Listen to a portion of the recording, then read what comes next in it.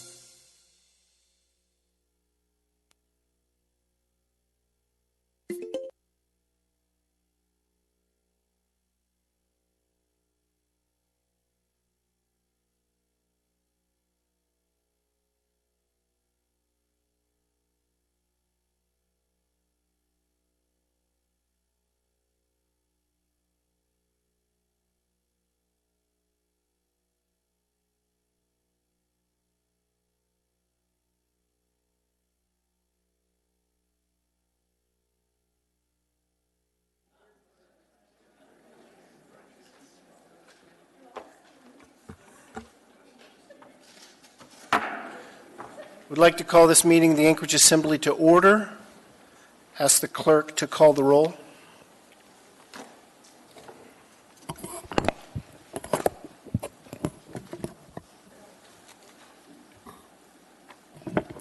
Mr. Weddleton. Here. Mr. Rivera. Present. Ms. Quinn Davidson. Here. Ms. LaFrance. Here.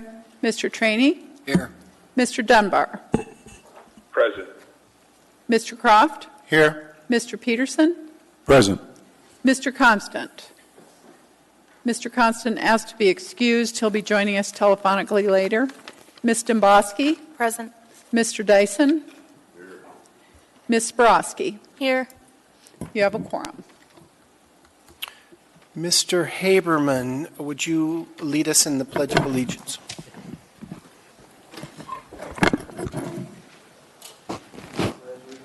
To the flag of the United States of America and to the republic for which it stands, one nation, under God, indivisible, with liberty and justice for all.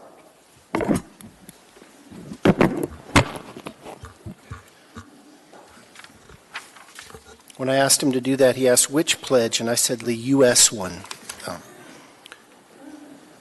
Madam Clerk, are there any minutes to approve? No, Mr. Chair. I didn't see them in the packet. Mr. Mayor, do you have anything to report? Nothing to report, Mr. Chair. Thank you, Mr. Mayor.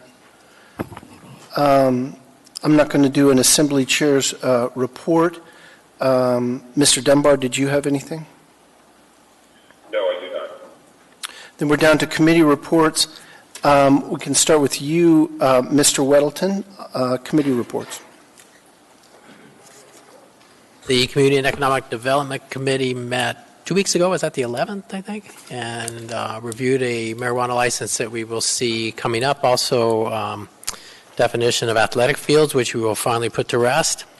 We're looking at possible changes or just investigating changes in the rules on odor and some other aspects. And also we have introduced this evening a change in the licensing for marijuana licenses that will be introduced, and we'll have more on that. We'll actually, at our next meeting, discuss it again and have it in play 2 weeks from now. Thanks. Thank you, Mr. Weddleton. Mr. Rivera. Thank you, Mr. Chair. Last week, we had a special assembly committee on homelessness at Central Lutheran Church.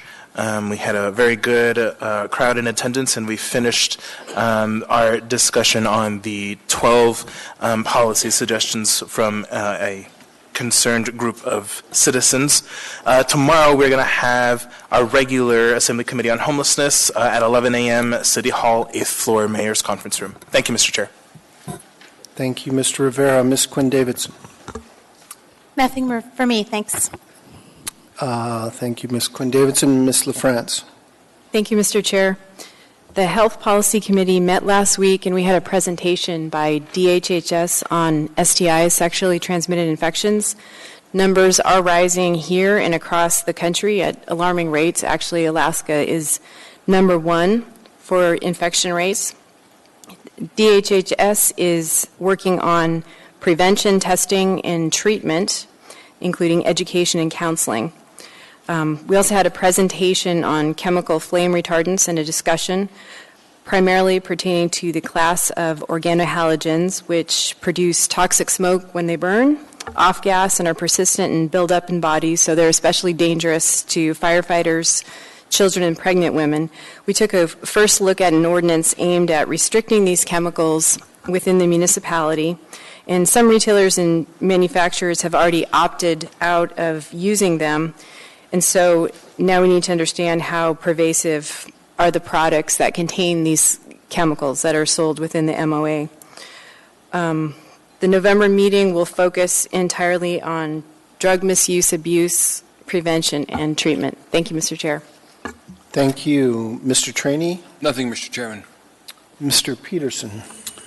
Thank you, Mr. Chairman. The Ethics and Elections Committee will be meeting tomorrow at 12:30 p.m., not noon. We typically meet at noon, but I believe there's a homelessness committee tomorrow from 11 to 12:30, and so the Ethics and Elections Committee will be meeting at 12:30 in room 240.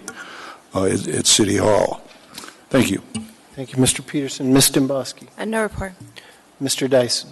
Yeah, thank you. A small part of the discussion on infectious diseases had to do with our considering whether or not that should be a separate crime if you knowingly and recklessly. And we're expecting some reports back from public health and others who are concerned. Also, this week, I got a copy of the analysis and testing that was done by Building Safety on the inflatable dome. And to their credit, they performed some of the tests that I thought were important on that. As I understand the report, they did not follow any of the recommendations that were made earlier, but indeed they did do some rigorous testing, which I appreciate. That's all for now. Thank you. Thank you, Mr. Dyson. Mr. Trainee, could I get a motion on the addendum? Move to incorporate the addendum to agenda. Any objection? I'll read the items just mainly because I've gotten used to doing so. Item 9A1, resolution number AR 2018-320, a resolution of the Anchorage Municipal Assembly proclaiming October 2018 as National Disability Employment Awareness Month and calling upon employers, schools, and other community organizations in Anchorage to observe this month with appropriate programs and activities and to advance its important message that people with disabilities are equal to the task throughout the year.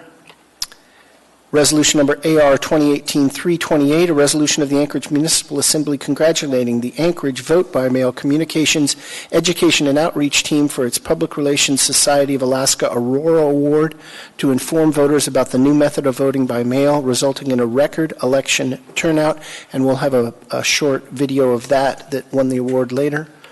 Item 9D22, Assembly Memorandum number AM 661, 2018, request for approval to enter into grant agreement with Rural Alaska Community Action Program, Inc., Rural CAP, for rental housing development of Carluck Manor Permanent Supportive Housing Project from the Municipality of Anchorage, MOA, United States Housing and Urban Development, HUD, Action Plans, 2016 Substantial Amendment number 4, and 2017 Substantial Amendment number 2 of State Direct Federal Pass-Through Grant number 231900. These are uncommitted HUD National Housing Trust funds for the MOA, Department of Health and Human Services. Item 97, Information Memorandum number AIM 111-2018, Summary of Economic Effects for AO 2018-89, Municipal Light and Power. Item 9F15, Ordinance Number AO 2018-96, an ordinance of the Anchorage Assembly amending Anchorage Municipal Code Chapter 1080 to allow transfer of a municipal marijuana establishment license similar to state marijuana license transfers. Item 13A2, Information Memorandum Number AIM 115-2018, term sheet providing additional detail for AO Number 2018-84, an ordinance authorizing a lease between the Anchorage Community Development Authority, lessor, and the Municipality of Anchorage, Anchorage Police Department tenant for the real property and building located at 716 West 4th Avenue, legally described as Lot 3A1, Block 40, original town site of Anchorage, PID 002-105-69, Plat 2014-21 for the Anchorage Police Department headquarters lease with the Anchorage Community Development Authority at 716 West 4th Avenue, Anchorage. Item 14J2, Information Memorandum Number AIM 116-2018, Solid Waste and Recycling Advisory Commission Resolution in support of Integrated Solid Waste Master Plan 2019 capital and operating budgets and land acquisition for new central transfer station. Item 14R2, Ordinance Number AO 2018-91S, an ordinance amending Anchorage Municipal Code Sections 2530.050 and 2535.020 and adopting 2535.067 to require inclusion of a labor peace agreement for hotel operators with leases under the Anchorage Community Development Authority or the municipality.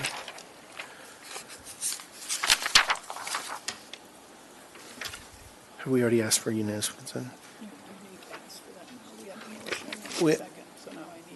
Having read, asked for unanimous consent on the addition of the addendum items. Any objection? Hearing no objection, that passes by unanimous consent. We're now to the consent agenda. Move to approve the consent agenda. We'll start with you, Mr. Weddleton. Any items to remove from the consent agenda? Nothing. No items. Thank you. Mr. Rivera. Thank you, Mr. Chair. No items. Ms. Quinn Davidson. Nothing for me, thanks. Ms. LaFrance. Thank you, Mr. Chair. I'd like to pull item Alpha 1 for reading and item Echo 5, 9E5, 9A1 and 9E5. 9A1 and 9 Echo 5. Thank you. Mr. Trainee.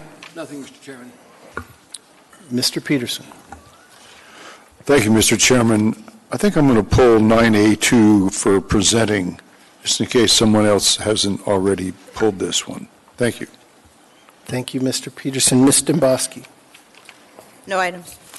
And Mr. Dyson. Yeah, thank you. I'd like to pull 9D13, 9E4, and 9F1. I have 9 Delta 13, 9 Echo 4, and 9 Foxtrot 1. Roger. Mr. Dunbar, do you have any items to pull? No items this evening. And I don't believe Mr. Constant is going to be on until later in the meeting. And not hearing anything. Good. Then I move and ask unanimous consent that we adopt the consent agenda minus the pulled items. You can't make a motion, Mr. Chairman, sir. Okay. I need a motion to do that. Mr. Trainee moved it. I moved it earlier. I need Mr. Peterson to audibly second. I second it. Okay? I moved it earlier. They have. We do need to just vote on it, sir. Great. So, members, please vote on the consent agenda minus the pulled items. Can you call on Mr. Dunbar? Mr. Dunbar on the consent agenda minus the pulled items. Yes.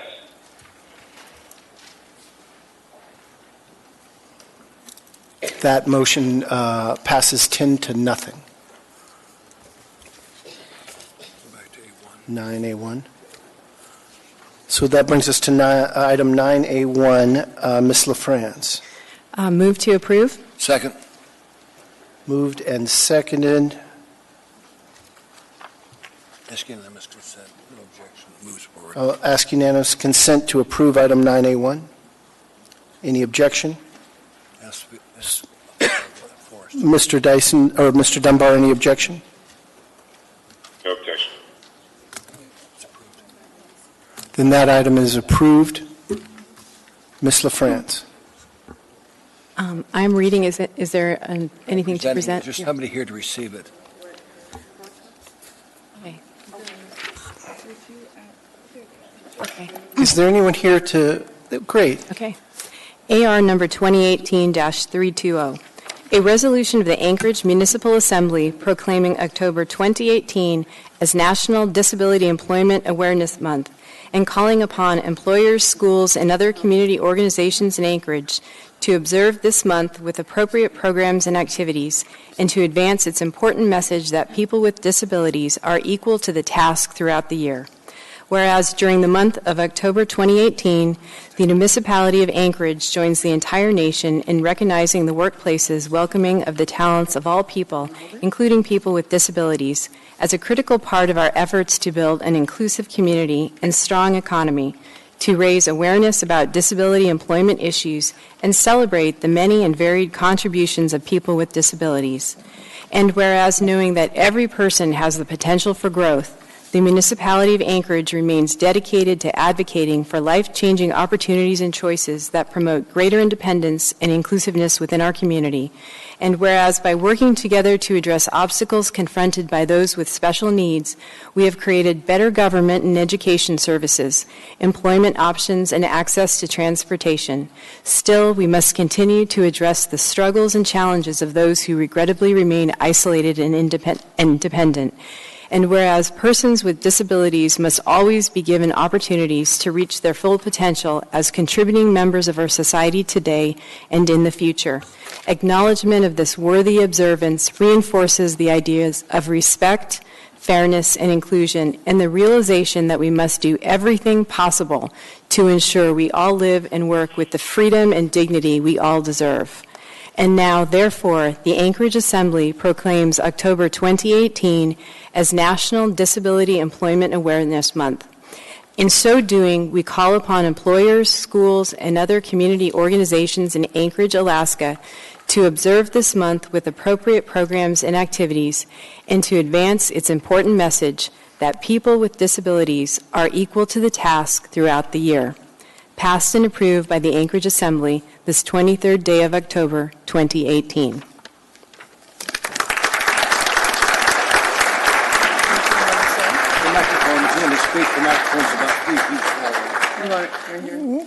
Welcome. You can state your name, and we'd love to hear your testimony. Okay. Sit down. Right here. There we go. Got it. Hi, my name is Bonnie Lucas. I'm very happy to be here this evening. I just want to say that as a person with a disability, someone who is employed, has a family of 4 children, I know what it means to be able to and have opportunity. And that opportunity has to do so much with me learning skills and with all parts of the community making it possible with accessibility and acceptance. And I am grateful for that all I've been able to achieve as a person with a disability, but I know that we can still do more. I know that there are people who have not received some of the same opportunities that I have, and it is my hope that we can continue to make these things happen. Thank you. Thank you, Ms. Lucas.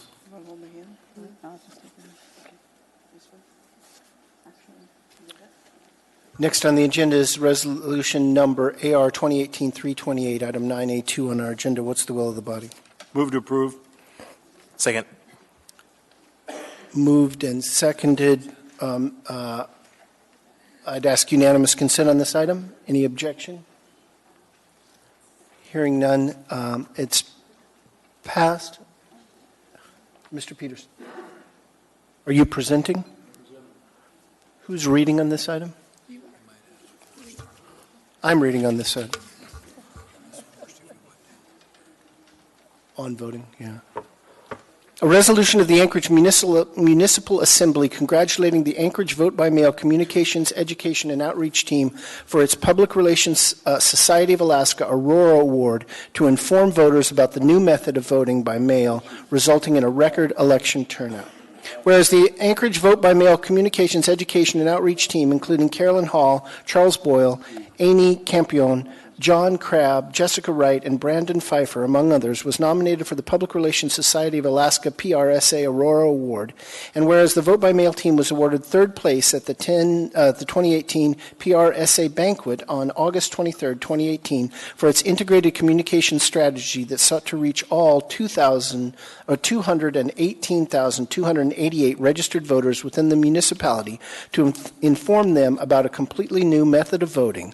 And whereas the Vote by Mail team, through its communication plan, focused on messaging that voting in local elections is important. Vote by mail, V/M, is easy. VBM is secure and confidential, and where to find more information. And whereas with a budget of just $20,000, the team used digital and printed communications produced by the MOA Reprographics Department, as well as developed 2 public service announcements, PSAs, produced by the MOA Video Center that aired on local TV, Municipal Channel 9, and the Clerk's Office Facebook page. And whereas following a record regular election turnout with 79,000 295 ballots cast, and the lack of reported confusion on Election Day, the Vote by Mail communications team achieved its goals to inform Anchorage voters about vote by mail. Now, therefore, the Anchorage Assembly congratulates the Vote by Mail communications team for winning third place in integrated communications at the Public Relations Society of Alaska Awards Banquet on August 23rd, 2018. We'd like to hear from you, but also, do we have the video, the 30-second video? Can we cue that up so we can see your work, not just... We know it was great, but now we get to see it.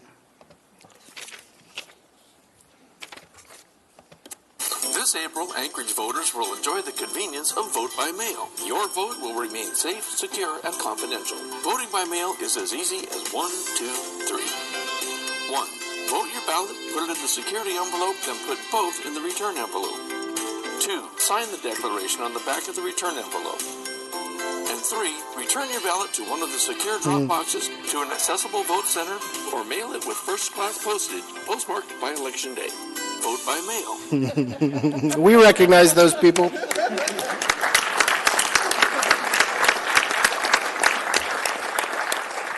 Who would like to tell us whatever you'd like to tell us? Oh, good. Get closer so we can get a good picture. I prefer being behind the scenes, so this is difficult for me to be up here, but I do want to say thank you very much for this recognition. It means a lot to us. Clearly, we have a small but very mighty team, and I'm just very, very proud of all of the hard work and the long hours that went into it, and the professionalism and humor at times when it was most needed. And also for the leadership and guidance from Municipal Clerk Barbara Jones. Thank you so much for helping us carve a path and figure out where we were trying to go and how to get there. I think that's all, unless anybody else has anything to say. Thank you. Thank you. We have a couple of questions or comments. Thank you all. Mr. Trainee. Just want to thank you very much for all you did. I was here from the inception to see this successfully done.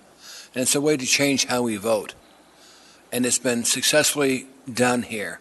And I hope that one day the state will do the same thing with a little modification, because the state of Alaska always doesn't do everything the easy way. But I appreciate all that you did. It was wonderful to see it work. And I talked to a lot of 90-year-olds. It was the first time they'd been able to vote in years because it just didn't work for them to have to stand in line to get their ballot. And they liked voting this way. They could sit around the table and magnify the ballot so they could read it. A friend of mine says, tell them I had to use my magnifying glass. So we appreciate all you did. Thanks very much. Thank you, Mr. Trainee. Mr. Peterson. Thank you, Mr. Chairman. And I just want to thank you all for your dedication and hard work to make the Vote by Mail project come to fruition. We worked and planned for that for over 3 years, and it worked out well. We had a record turnout for the mayoral election last April, and now here we are, only 6 months away from another Vote by Mail election. So here we go again.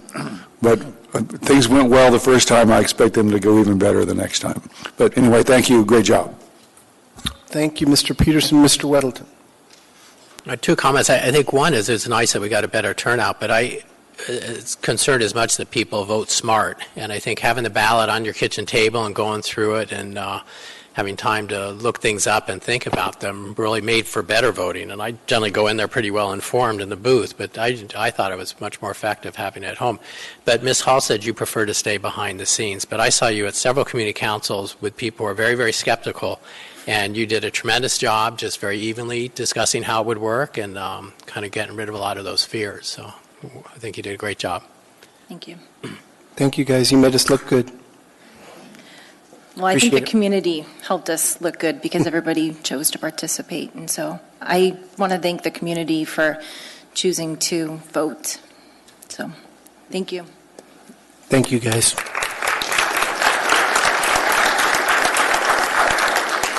Next is item 9, Delta 13, Assembly Memorandum AM 644, 2018. Mr. Dyson.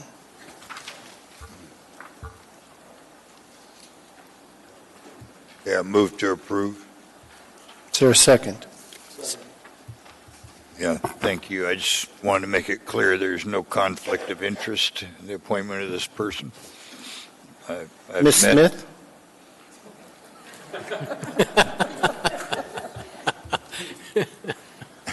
You're too quick for me. That's right. Crocked. No, I've met this gentleman, and we explored the possibility of common ancestors. We're not able to find any, but near as we could tell, all of our antecedents were very friendly, so there's a possibility that there was some contact in centuries past. Thank you. Any other discussion on this item? Members may vote. Mr. Dunbar? I'm sorry, say that again, Mr. Chairman. Well, let me just vote on. We're voting on the nominations to the Anchorage Park Department, 9 Delta 13. Oh, I vote yes.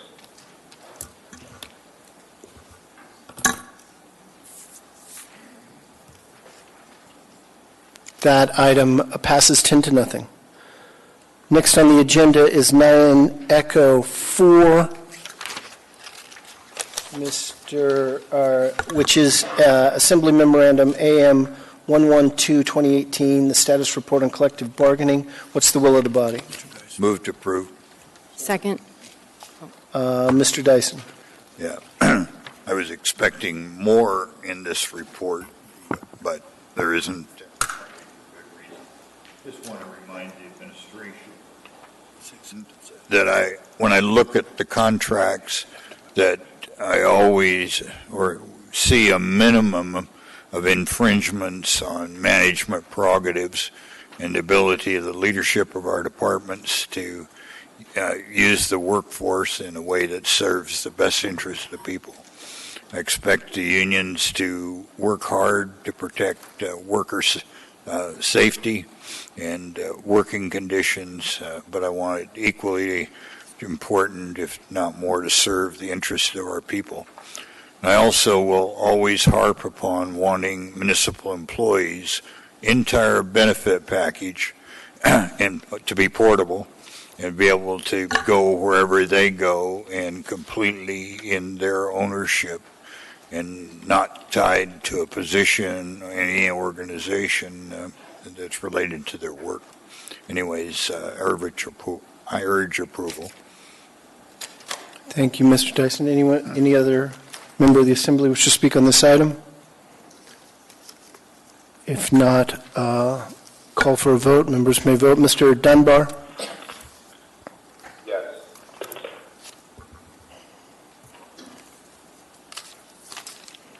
That item has been accepted 10-0. The clerk and Mr. Trainee are reminding me that these items are accepted.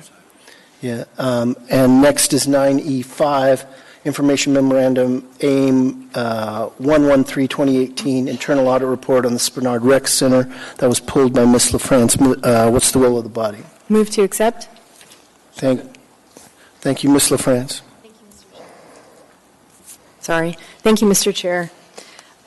In the internal audit report for the Spenard Recreation Center cash controls, it was identified in the findings that role mapping with SAP is an issue. And a question for Mr. Falsey. Would you be able to tell us what the MOA is doing to address this issue of role mapping, and if it's muni-wide and we're seeing it impacting other areas? Through the chair, we know that role mapping has been a lingering topic of concern since SAP went live. Role mapping is largely controlled by the Employee Relations Department and the particular person of Martha Nelson.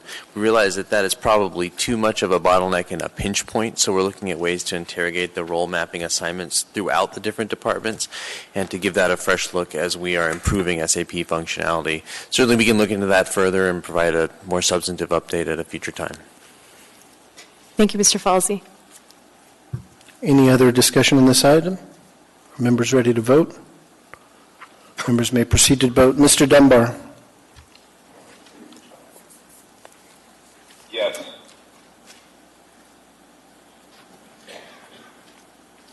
That vote was 10-0. We've accepted AM 1113, 2018. The final item on the pulled items from the consent agenda is item 9F1, ordinance 2018-93, and I'm reminded that takes both a mover and 2 seconds. Ms., what's the will of the body? Move to approve. Member interest. Sorry, Mr. Chairman. Fred, you need Yeah, to move to. Second. Mr. Dyson. Yeah, You thanks. got all three of those? When we have this for action, I'd like to see some information about what the impact is on this capital improvement fund that appears to be having all its income stream diverted. I'm not questioning the wisdom of that, but I'd like to know what the status, what that'll impact on the capital fund, and maybe a last couple of years recapture of what has been done with those funds. Thank you. Thank you, Mr. Dyson. Any other assembly comments? Ready to proceed to a vote? It's just moved and introduced. That'll appear on our agenda November 7th for public hearing. That concludes the consent agenda and pulled items. The next item on our agenda is item 11A, Assembly Memorandum AM 629, 2018, Anchorage Community Development Authority Board appointment. What's the will of the body? Move to approve. Second. Got those, Madam Clerk?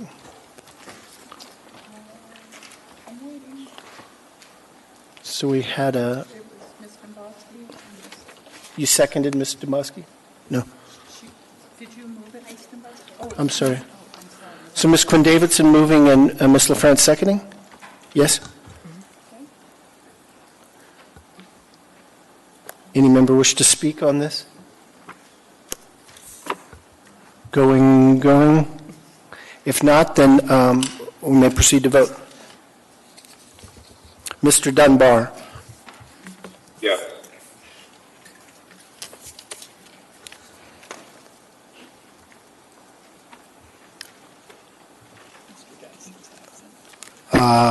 That item passes 9-0. That appointment, rather. Brings us to item 11B, Anchorage Assembly Memorandum Number AM 636, Board of Adjustment appointment. Two of them, Thomas Deek and Robert Stewart. What's the will of the body? Move to approve. Second. Any discussion? Seeing none, members may proceed to vote. Mr. Dunbar. Yes.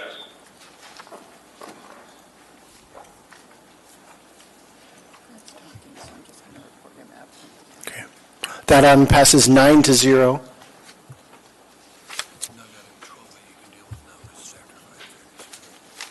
That brings us to item 12A, and Mr. Frazier, John Frazier, is asked to speak regarding homelessness and homeless camps. Is Mr. Frazier here? Yes, coming. Okay. Welcome, sir. You'll have 3 minutes. We appreciate you coming to testify tonight.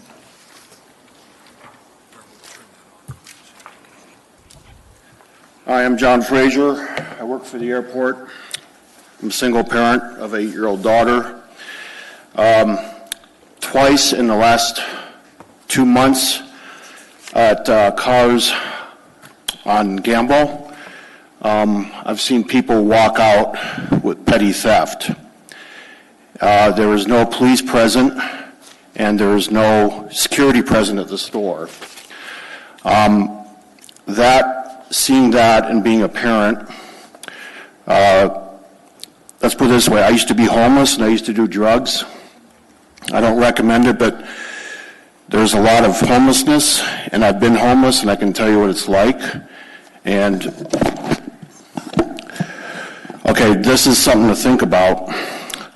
This is really controversial, but if you give the homeless a campsite, and the faith-based organizations will probably want to plug into this. This is a huge decision, but if you give them a home, then there isn't 50 people hanging outside that grocery store or the service stations in the morning. And some of those homeless people, just like over, I believe it's called Carlick Manor, if you give them a home and a focus, some of them may want to eventually pull themselves together and get out of that type of campsite.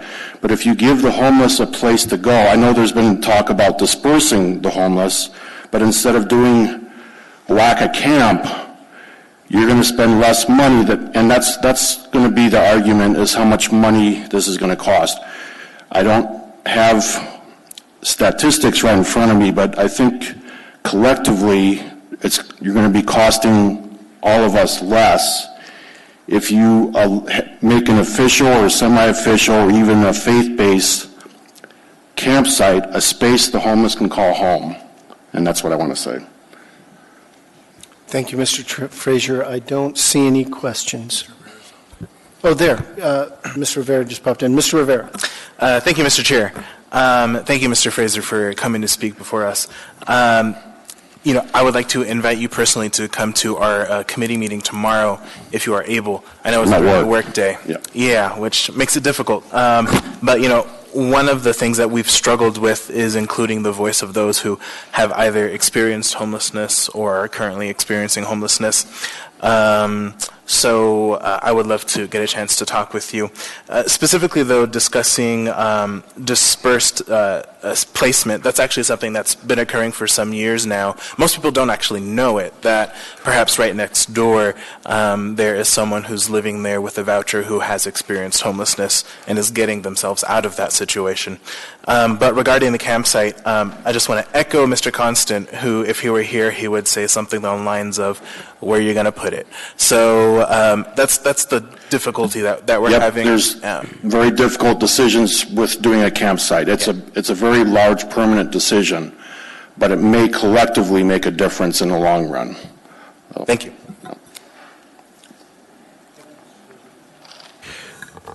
That brings us up to 13 on our agenda, but we can't begin that until 6 o'clock. So we will take our dinner break now. If you could come back as close to 6 as possible, and Mr. Dunbar, I don't know what time it is where you are, but if you can come back close to 6 our time, we'll try and get started then.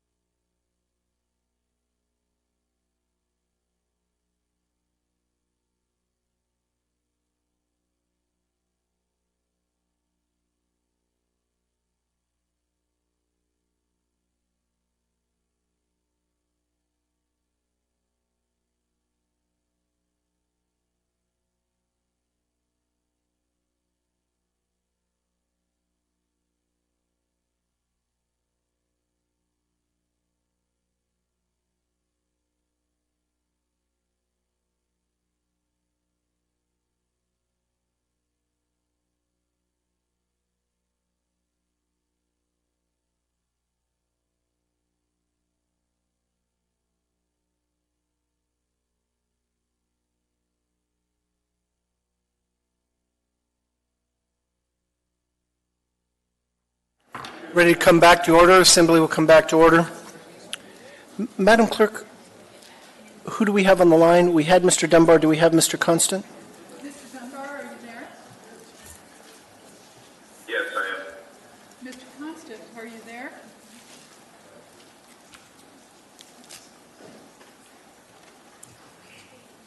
It appears that Mr. Constant has not joined us. Okay, he was going to join us for public testimony and debate on the 13A and 14O. We'll proceed and then see if he comes on later. Mr.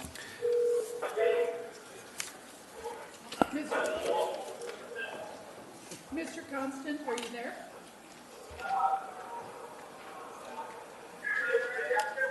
Anybody there? Yes. Mr. Constant, are you there?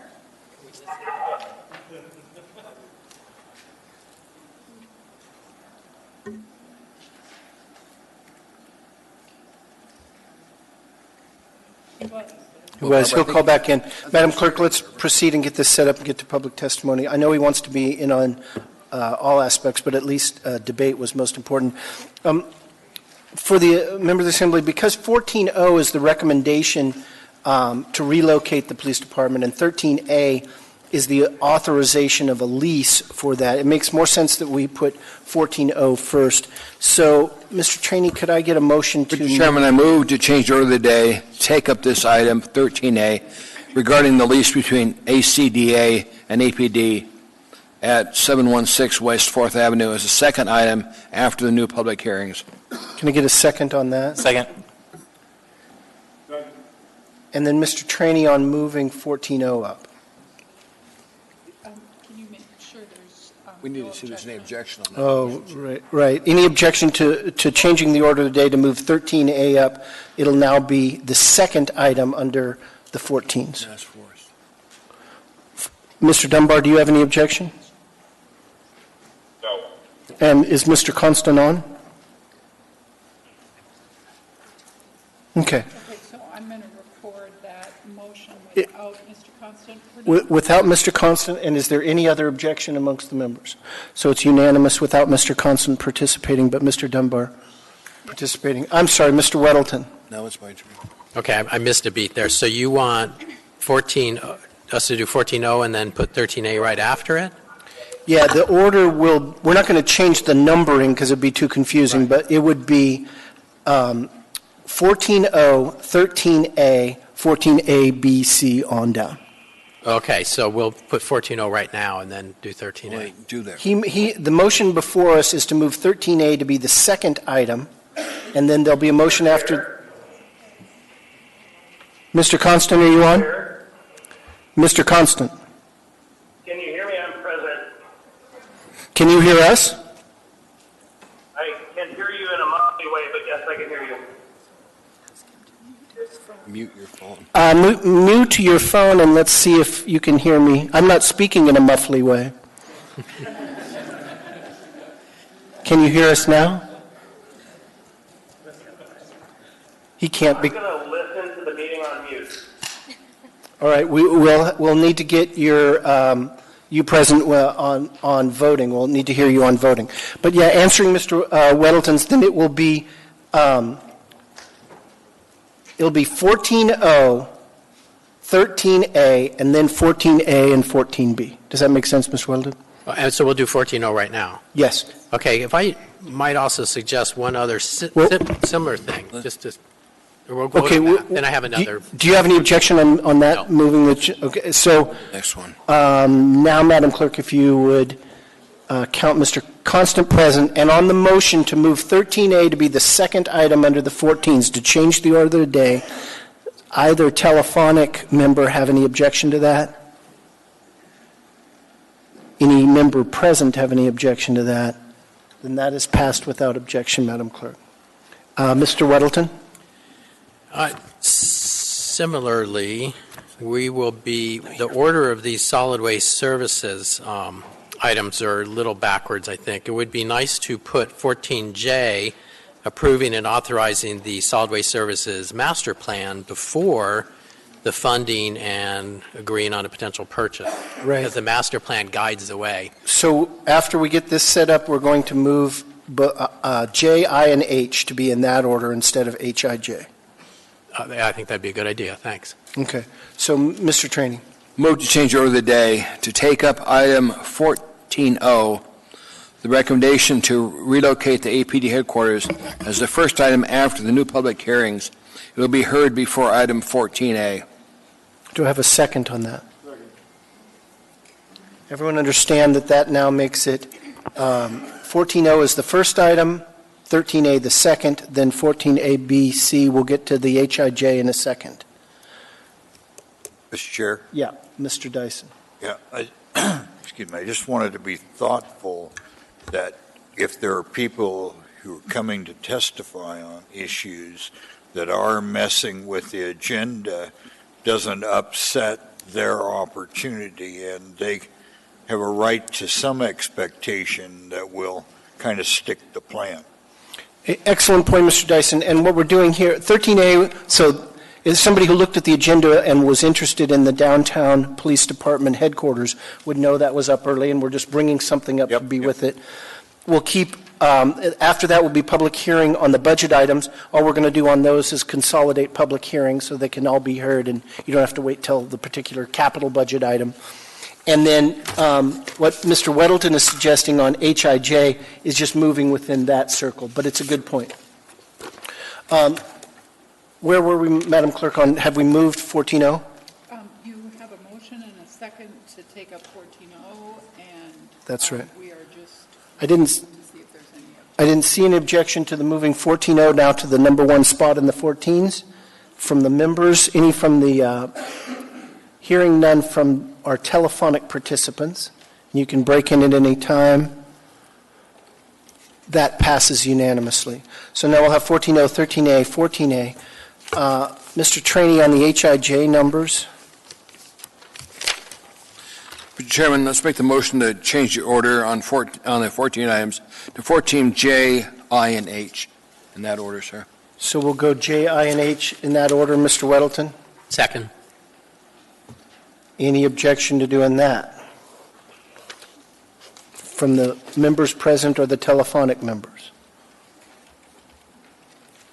And hearing none, then that passes unanimously. And then one more item so we can proceed on 14O and 13A. Mr. Trainee, can you move to combine the public hearing on those items? Move to combine the public hearings item 14O, the recommendation to relocate APD, and 13A regarding the lease between HCDA and APD at 716 West 4th Avenue. Good. Any objection from the members present or the members on telephonic?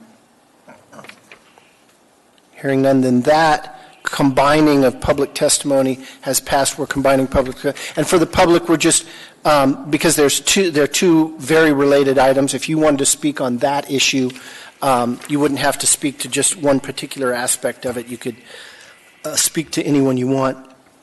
So now item 14O is on before us on the agenda.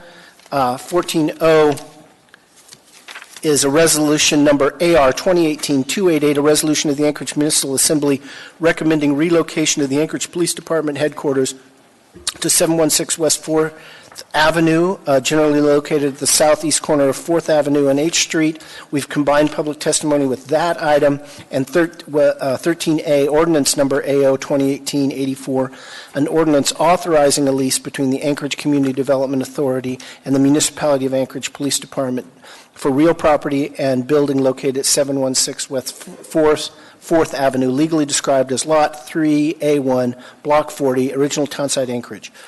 PID 002-10569. Technically, on 13A, we're continuing public testimony. On 14O, we're opening public testimony, but the clerk's recollection was there was only one testifier before, and so they're welcome back. We're now opening public testimony. Any public testimony on these items?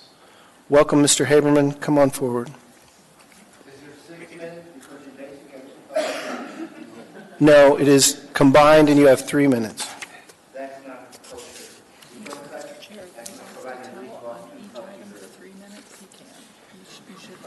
violates state law.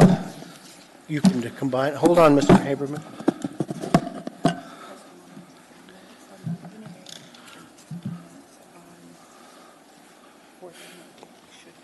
Mr. Haberman, the clerk says you're right. If you have 3 minutes of testimony specific to the ordinance and 14-0, the resolution, you're welcome to do both 3 minutes on each. Okay, so I can take 6 minutes between the two, or how do we work it? So do we start the clock and talk on one and then 3 minutes start on the other? That would be fine. Which would you like to start with? I'll talk about the lease, and then I have a clock here, timer. The ordinance approving this or the resolution urging the lease? The ordinance authorizing a lease or the resolution urging relocation? You're starting on the ordinance? So let me make sure we don't misunderstand so everyone in the public knows. They have the option to have 6 minutes, 3 minutes for each one, and they can go in either way on either issue and just address which one they're talking about?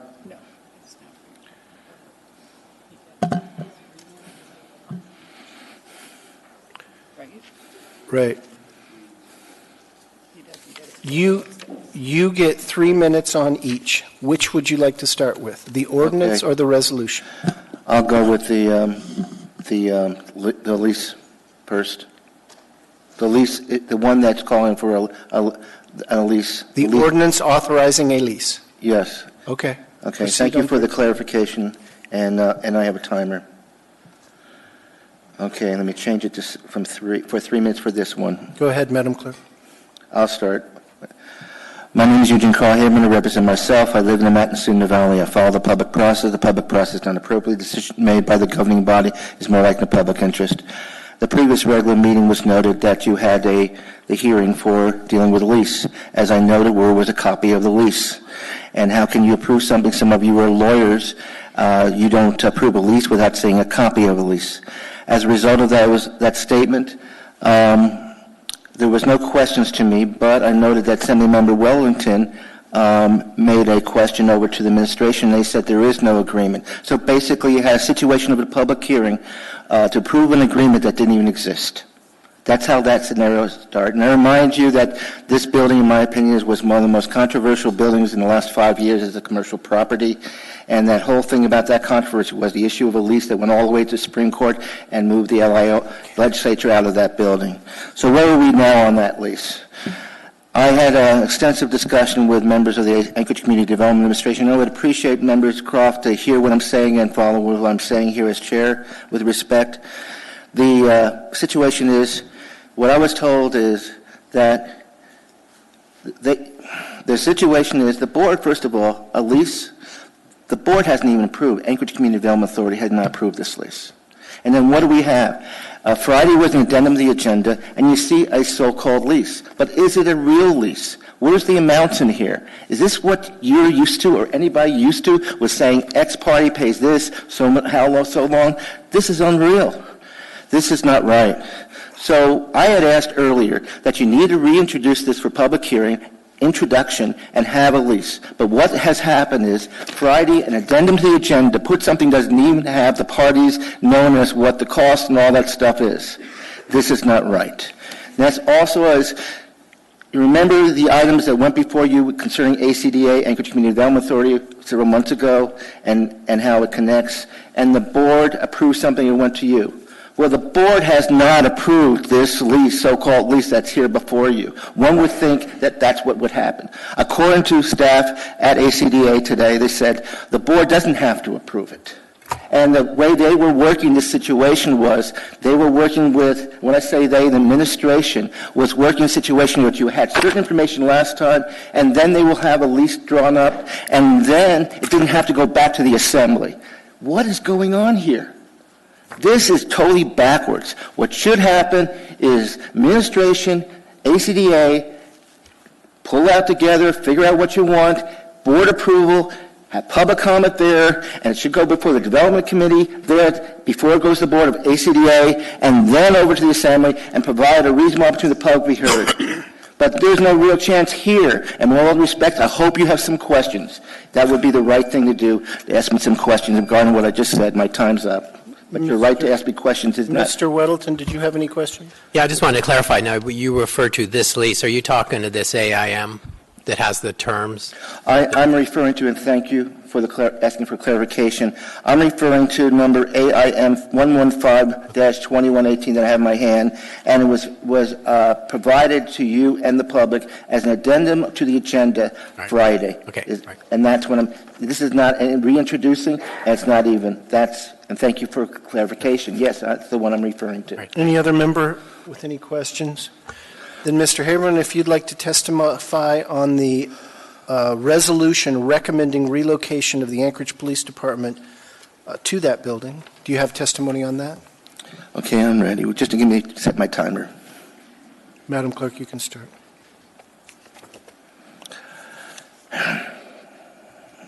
One, two, three. My name is Eugene Carl Haberman. I represent myself. I follow the public process. The public process done appropriate decision made by the governing body. It's more like the public interest. What we're talking here is moving the police department. Now, I'm glad you and the agenda rearranged your agenda to bring those two items together. It was really backwards. One would have thought you would have made a decision on whether you want to move the police headquarters, period, before you deal and prove in the lease. And in this agenda, that wasn't the case. But in reality, they go hand in hand, and thank you for correcting that. Now, as far as the moving the police headquarters, I've said these words to you and to many meetings is the more complex and complicated an issue is, the more notice, the more opportunity the public to be heard. That includes whether it's an assembly meeting or a planning commission meeting. But what we have here is talking about the headquarters of the police department being moved. Now, I'm not here to say I'm against it. As you know, I talk about process. But doing such a major thing of moving the headquarters of the police department, there needs to be a lot of thought and connection with the public before you take this step. And ask yourselves, has there been a lot of thought on this? Administration, I'm sure, is for that thing. I heard the word yes from somewhere over in that corner. But the fact is in my opinion, and I'm sure a lot of people out there, is what happens is a fast-track process to get things moved. And you've seen what in my earlier testimony, that this fast track has been very clumsy. Very clumsy. Now we have the headquarters thing. One would have hoped that there would be more dialogue connection. And I'll remind you about a thing that I saw with the school district, and taking an example. The idea of changing the hours for the students, when they come to school. You heard a lot about that. And there was a lot of people involved. The school district, and I give them credit, there was a lot of dialogue, and you heard it in the news and all that. But how much did you hear about moving the police department somewhere else? And I remind you, in my opinion, the top two issues that's on the people's mind in this state is, number one is dealing with the future of the state economy, and number two is dealing with crime. I'd like to know anyone would debate that. But the fact is, the key to dealing with crime, and particularly in the city, is the headquarters, the facility, and it's going to be done right. And you will want to make sure it's done right and where it's located, and not just fast-track the scenario. And I couldn't help but on that agreement, there's a reference to the agreement date of today's date. You really fast-track this stuff. No consideration, and maybe this thing is, we should give some more time. So I plead with you, stop this. Stop it in the tracks. Have the information fully out to what it's all about. Have those work sessions and discuss the proposal more, and get the public and being connected like the school district did with the hours changing of when to go to school. Thank you, Mr. Thank Haberman. you. Any questions? I don't see any. Mr. Haberman, as he sometimes does, has given us a lesson on the public process, and he's right, as he usually is. So we don't mean to diminish the public's right to speak on these items by combining it. It's easier. But if you have testimony, as he did, on specifically on one and the other, you can combine it. If you'd just like to, or you can do each individually. If you'd just like to tell us your opinion on this general issue, you can do that. So welcome, sir. Give us your name and spell your last name, if you would. Hello, I'm Robert Hayes, Hayes, 25-year resident of Anchorage and the state. I just want to say that I don't think the new building will be user-friendly as the old building. I've gone to the police headquarters to do business. There's plenty of parking. It's convenient to get there. It's just, and there's more room for expansion in the old area if that needs to be done. This new building is kind of confined. You might have to split the police department headquarters into another section too.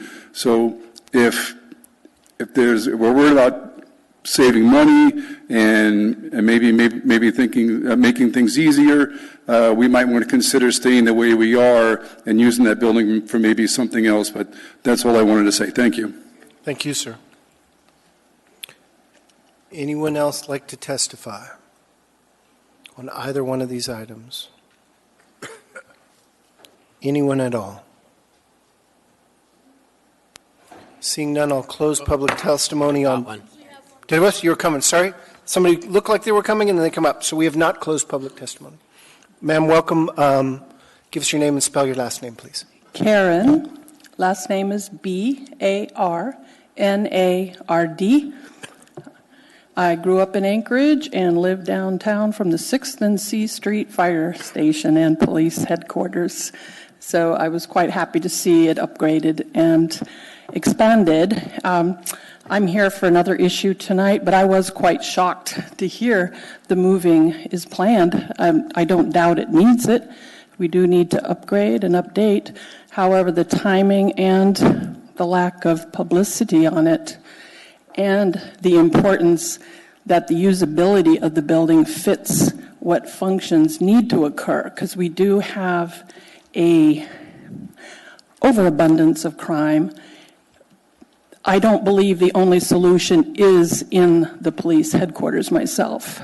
We need other things like mental health and medical care. But our police station does need to be up to date. But again, the LIO fiasco has got the public pretty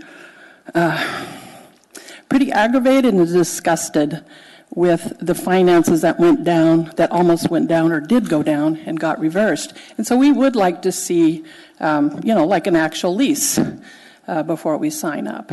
Thank you. Thank you, ma'am.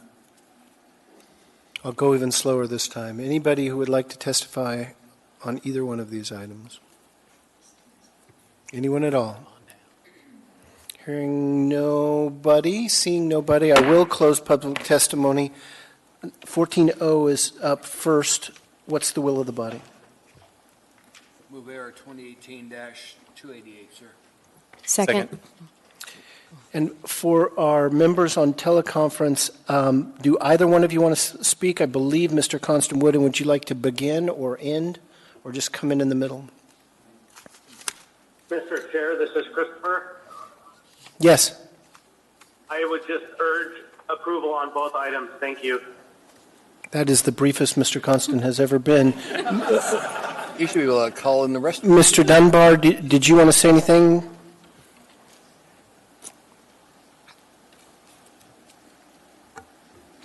Not hearing from him. He'll come in if he needs to. I have Ms. Wint-Pearson and Mr. Weddleton in the queue. Ms. Wint-Pearson. Thank you, Mr. Chair. I just wanted to make one brief legal point that I actually don't see reflected in the documents in front of you that to Mr. Haberman's concerns as well. The process that resulted in this recommendation is actually prescribed by code. It's Title 2103-140 sets the process by which a public facility site is selected, and it requires a notice to an appearance at a relevant community council, in addition to an appearance at the Planning Zoning Commission, and finally approval by this body. So this request is the result of a legally mandated process which was followed as required by the code, and which is the same process followed for the selection of any public site, public facility. It was a little bit odd in this instance in that this opportunity came about and then the process began, whereas sometimes the process begins when the municipalities in the process of sort of casting about for options for a new facility. So it was a slightly different process here, but the process was followed as required by law, including notice to all relevant bodies, and it resulted in this AR.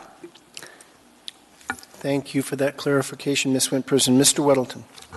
Well, I guess that's something I wanted to embellish on, so you beat me to it in a way. But this did go through the normal process, went to the Planning and Zoning Commission, and our plans in general say that government facilities should be downtown, which makes things go a little bit quicker because for this particular site, they only found two that could in any way, shape, or form fit our needs. So it made it faster. So I was glad to see that, but that we did go through that process, though. It seemed pretty straightforward. Thanks. Ms. LaFrance. Thank you, Mr. Chair. If I may, could we have Chief Dahl come up and talk a little bit about why you want to do this?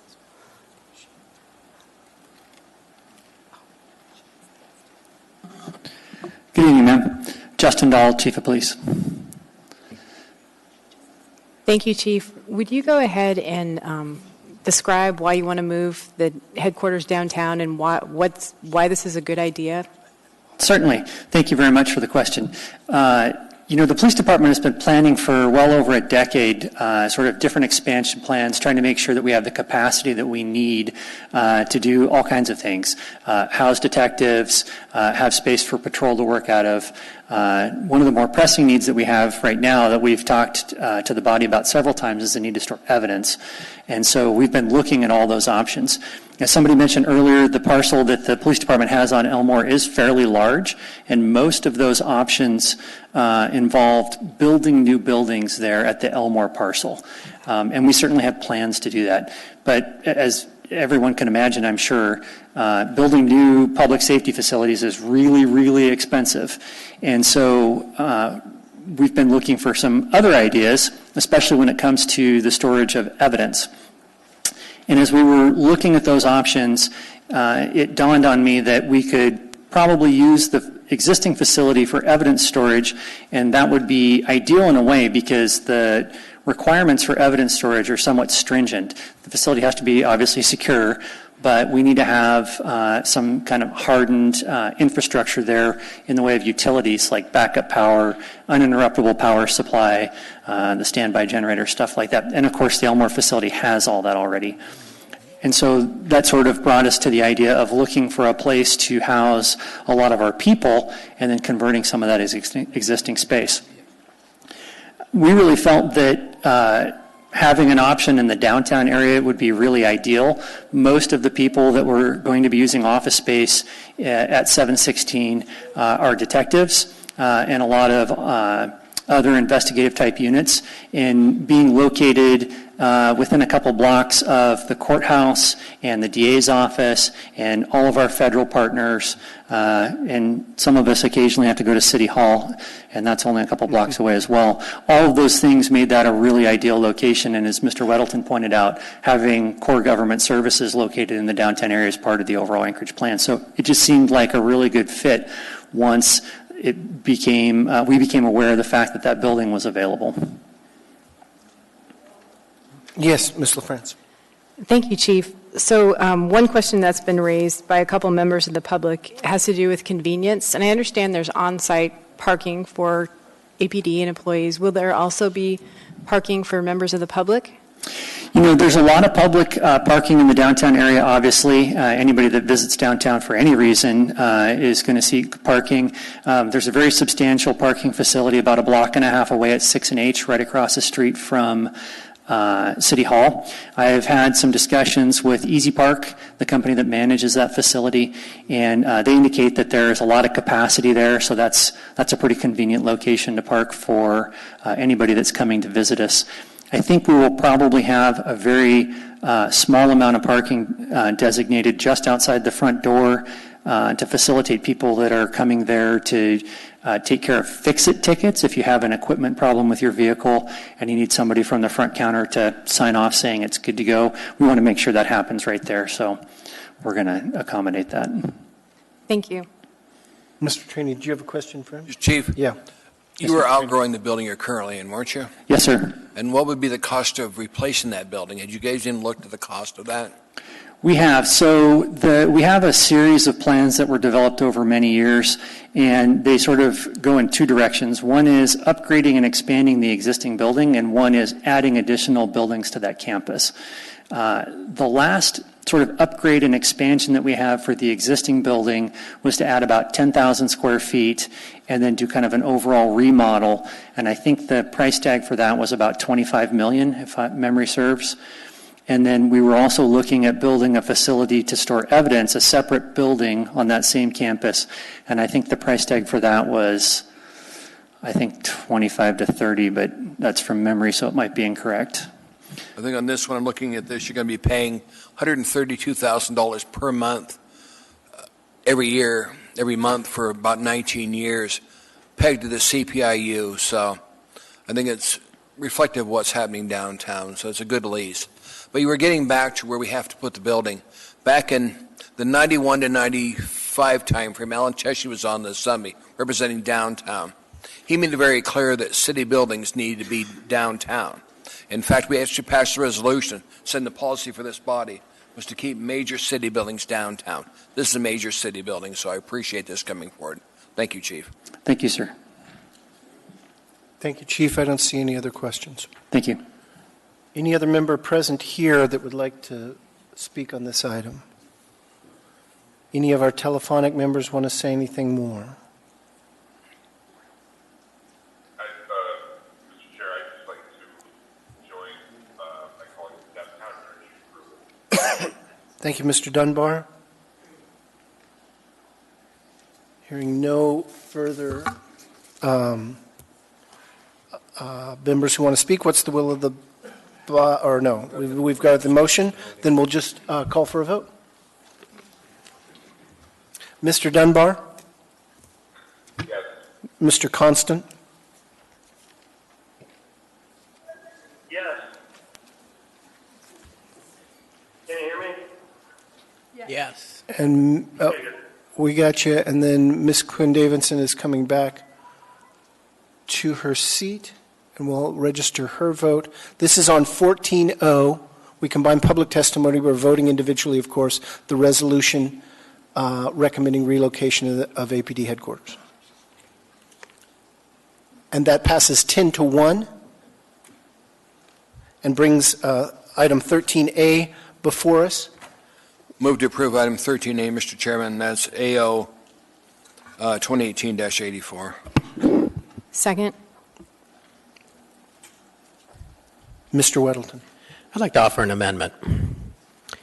And that is at the very end, on the first page, section 1, add the words, and generally conforming to the terms in AIM 115-2018.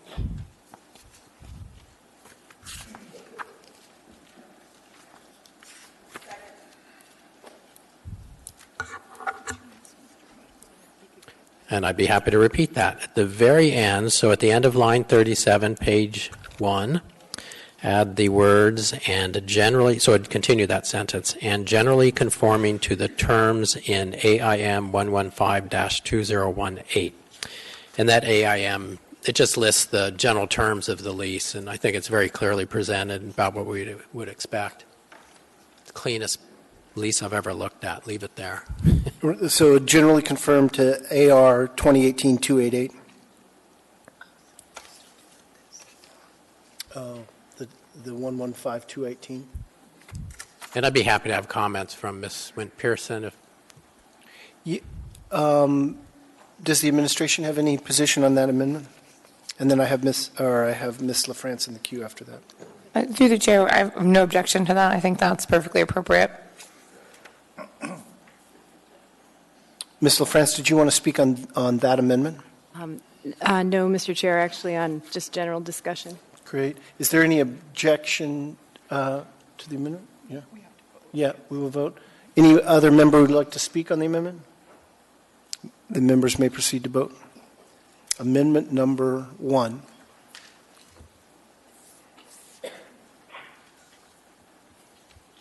Yes. Yes. Mr. Constant, yes. Mr. Dunbar and Mr. Constant, yes. That amendment passes 10-1, which brings the resolution, the ordinance now back before us, Ordinance 2018-84. Any discussion on that, Ms. LaFrance? Thank you, Mr. Chair. A question for Ms. Wint Pearson. And you had mentioned on the previous item that the process, we follow the process that's legally mandated per code. So before the lease is signed, what's the process for reviewing it, or how many attorneys are going to be reading through it? Through the chair, so I can comment more broadly about the sort of separation of powers issues around approval of leases as well. So the process starts with the Assembly granting the authority to the municipality to enter into a lease on the terms as you've outlined here. And a lease document is actively in negotiation, is, I believe at this point, a final document that the parties that on both sides have agreed to, awaiting approval of this body.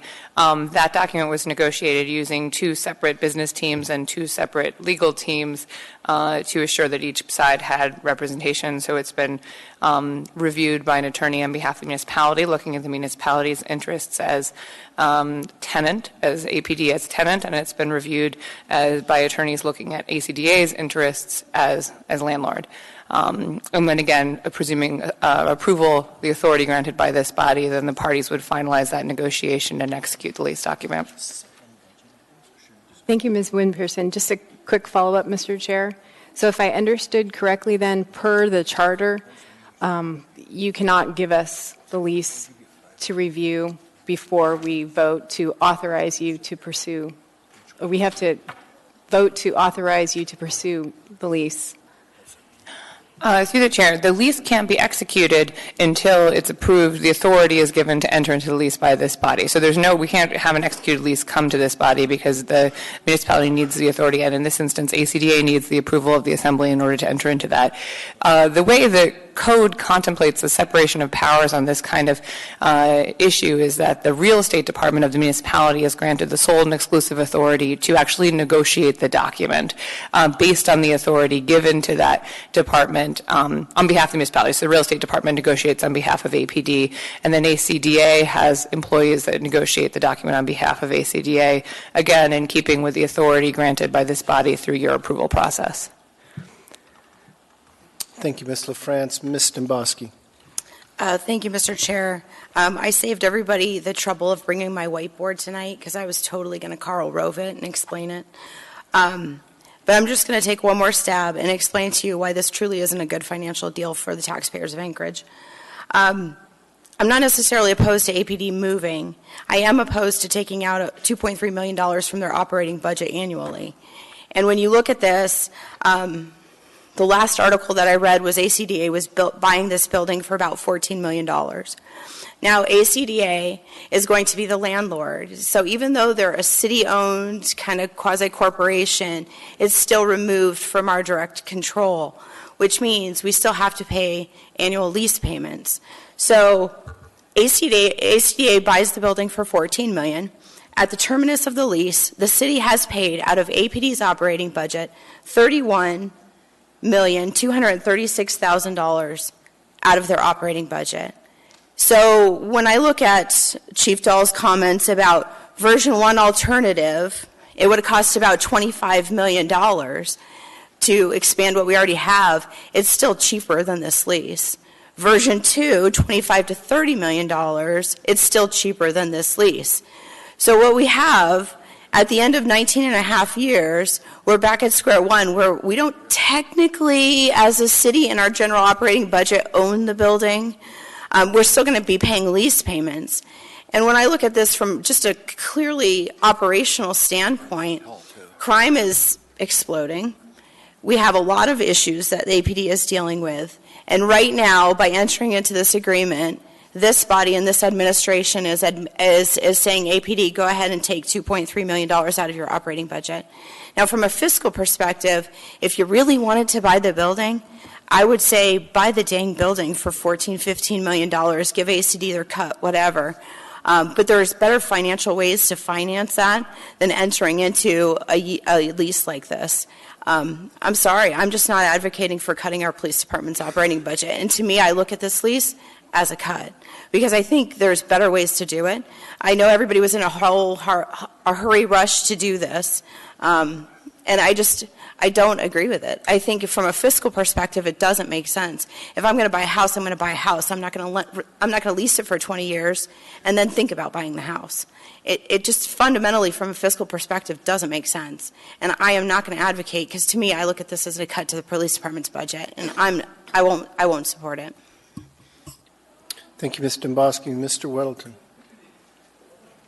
want to comment on that, and not so much for rebuttal, but a different perspective. And I look at it sort of in my own perspective. Is I own 2 commercial buildings that my business uses. So my business pays rent to the company that owns the commercial businesses, which is me. So it's really out of one pocket into the other. It's just a sensible way to organize business. I think it's fairly common. And I think in this time, ACDA is kind of home team. It's one of our pockets in a way, and their operations are to move forward the goals of the city in many ways. Developing downtown, developing probably other parts of the city, and so on. So it's in some regards looks like, gosh, we're taking money out of APD and we put it into this entity, but it's really giving back to ourselves. So. That's why I'm not compelled by your view. I think if it were anyone but our home team, if it were like we lease our city hall, does that make sense? Maybe we should buy that. And that money goes to someone else. So I think this is a good deal. I think not only on the price, but even though we're paying money to ACDA, they are us. And that works for me. Thanks. Thank you, Mr. Weddleton. In rebuttal, Ms. Dembowski. Thank you. And I'm glad you mentioned the City Hall triple net lease, because it's literally the worst lease I've ever read in my entire life. It's a horrible lease. And no, we should not be in it. But, what I look at is from a functional standpoint, and I think a lot of Alaskans look at it this way. Listen, we have dramatically increased the number of police officers we have on the streets. Why? Because crime has exploded in the last couple of years. But we haven't supported our operational forces with our supplemental forces, whether it's dispatchers. We need 20 dispatchers. I want to know how many dispatchers could we buy with $2.3 million? And again, it goes back to a financing decision. You're going to sell MLP, there's an opportunity to bond. There's a lot of different ways you could do this without taking $2.3 million out of APD's operating budget. And if the city really wants to own it, the city should own it.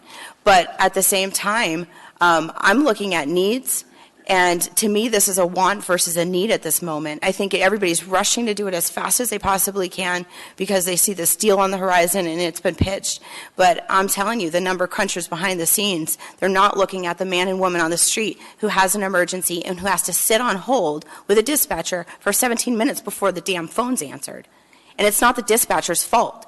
I've sat in with those people, and they're trying to mitigate a lot of things. We're in crisis mode here, and it seems like the only people who don't get that are the politicians. And it's just infuriating to me to see the lack of dispatchers over there and to see us so casually, nonchalantly say, yeah, it's cool to take $2.3 million out of their budget. I'm not okay with it. And I know it's going to pass. It's the reason I didn't speak out against the first one, because I know the numbers are there. But I really wish we would start critically prioritizing what our critical need is. And I'm telling you right now, the support staff at our police department is at a breaking point. They need help. 3 positions in dispatch in the budget is laughable. It's absolutely abhorrent to me. And by doing this, again, I just say, even you're gonna pass it tonight. I know you are. Pass it tonight. But go home, think about it. Even if this is a year lease, next year let's come back and buy it out. There's no reason to take this much money out of APD's operating budget for a lease. And at the end of the lease, you're still not gonna own it. You're gonna be at square one again. So I just ask people to think about it. And, we could retool, we could come up with different options, and there is a way to be able to save this money in APD's budget. I just hope we could put pride aside and come up with that solution. Thank you, Ms. Dembowski. Any other member discussion here? Don't see any. Mr. Dunbar, Mr. Constant? Not hearing them. Members prepared to vote? Mr. Chair. Yeah, Mr. Constant. Mr. Constant. Yeah, just briefly, if this should pass, I just want to say thank you to the Chief of Police, to the Mayor, and to Mr. Halgrove for their leadership. Thank you, Mr. Constant. If there's no more member discussion, members may proceed to vote.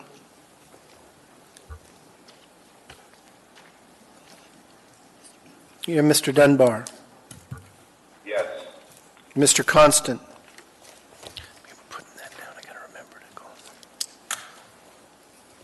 Did you call my name? I did for vote on this That's issue. an affirmative, yes, please. Thought it might be. That item passes 10-1. That brings us down to item 14A. Well, the Signing off, thank you. Thank you, Mr. Constant. Items 14A and the next 6 items, so the first 7 items, A through G, are ordinances and resolutions regarding the budget, and we would normally combine them, and we'll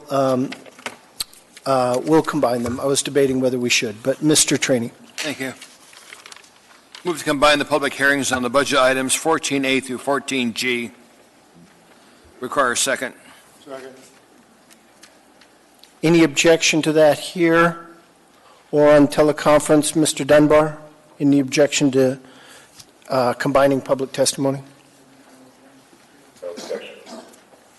Hearing no objection, the public testimony on those items has been combined. As we were just reminded before, so just briefly, the item A is the general operating budget for 2019. Item B is the general capital budget for 2019. Item C, 14C, is the capital improvement program from 19 to 24, 2019 to 2024. Item D is the 6-year fiscal program, our projections of what we'd like to do and what might happen. 14E is the operating budget for our municipality enterprises. 14F is the capital budget for those enterprises, so ML&P, which we're selling, solid waste services, others.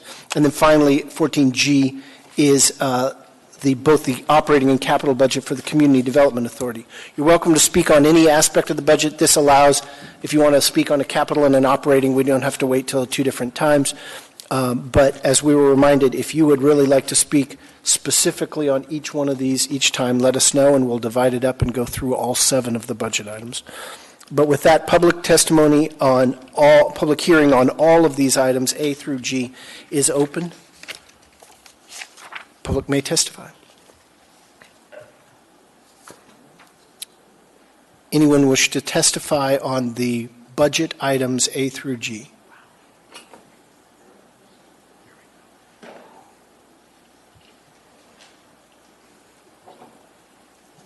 Welcome, ma'am. Good evening. I'm Becky Parker. Yes, you are. I'm here representing the Anchorage Senior Activity Center as their executive director, and I am accompanied this evening by Chris Warren, our past president. I'd like to thank you for your past support and for keeping our funding level. And we look forward to you visiting and touring the facility on November 9th. And we're preparing a very special lunch for you.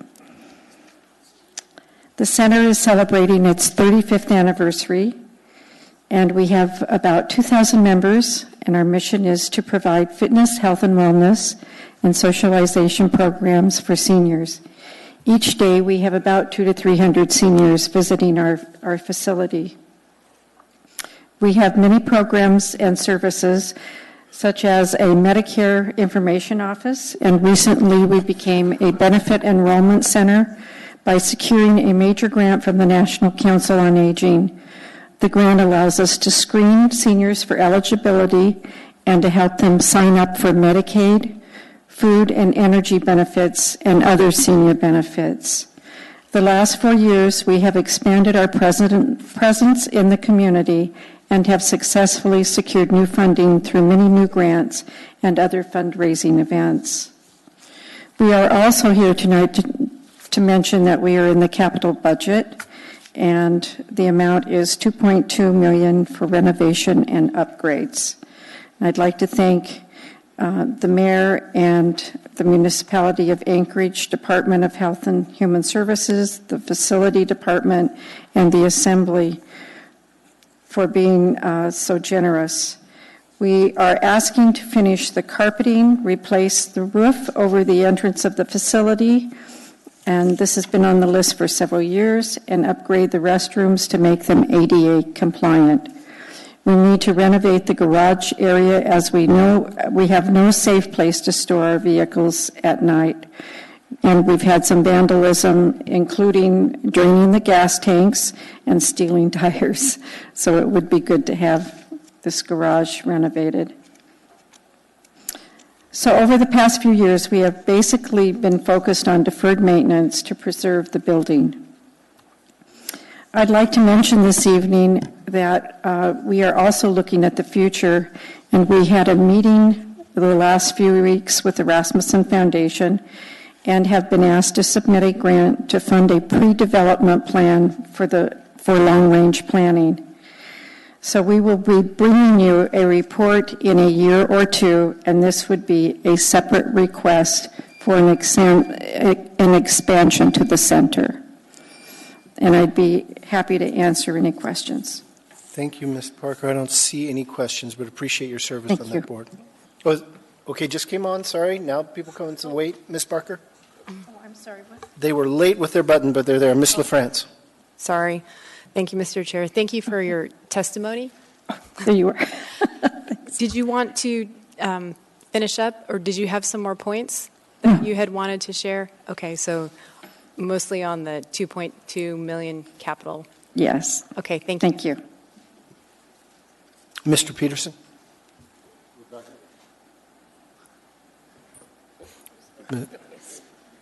They're trying to give you some exercise, but I need it.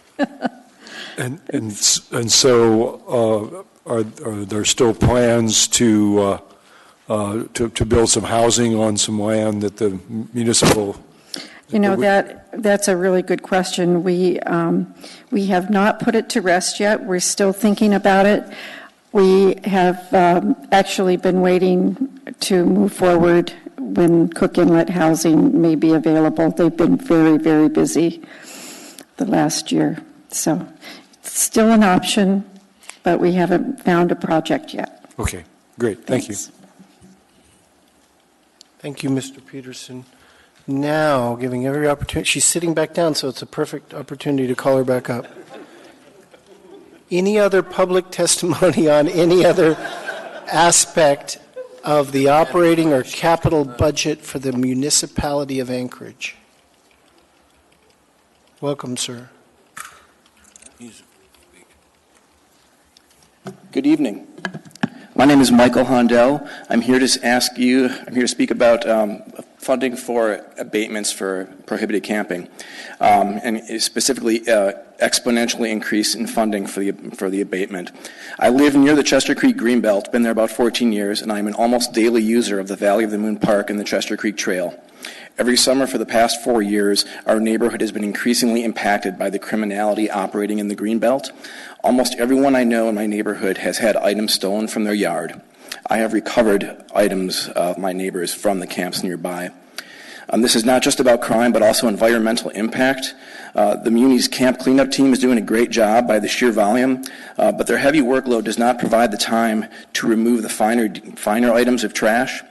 For example, after a recent abatement of the woods by the C Street Community Gardens, there were still many hundreds, if not thousands, of small pieces of litter and junk remaining behind. We're talking small pieces of metal, plastics, fabrics, and this is in an area that's about half of an acre. Cleanup crews would not be able to, or they would need to remain on site significantly longer in order to truly abate this layer of the campers' trash. The Muni seasonal cleanup crew this year ran from June until mid-September. And by the beginning of their cleanup season, they were focused on camps that had existed since the previous September, leaving minimal availability to address the newly reported and exponentially growing camps.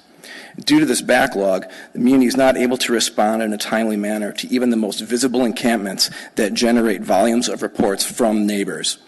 There were several large and high-profile encampments near my home, all of which were featured on the news at some point. And in each case, it took at least 10 weeks from the first known report for the camps to be abated. I have repeatedly asked various employees of the Muni why it takes so long, and the responses have centered around the common theme of insufficient cleanup resources. I do take the time whenever possible to speak with campers, whenever I can have a calm and respectful discussion.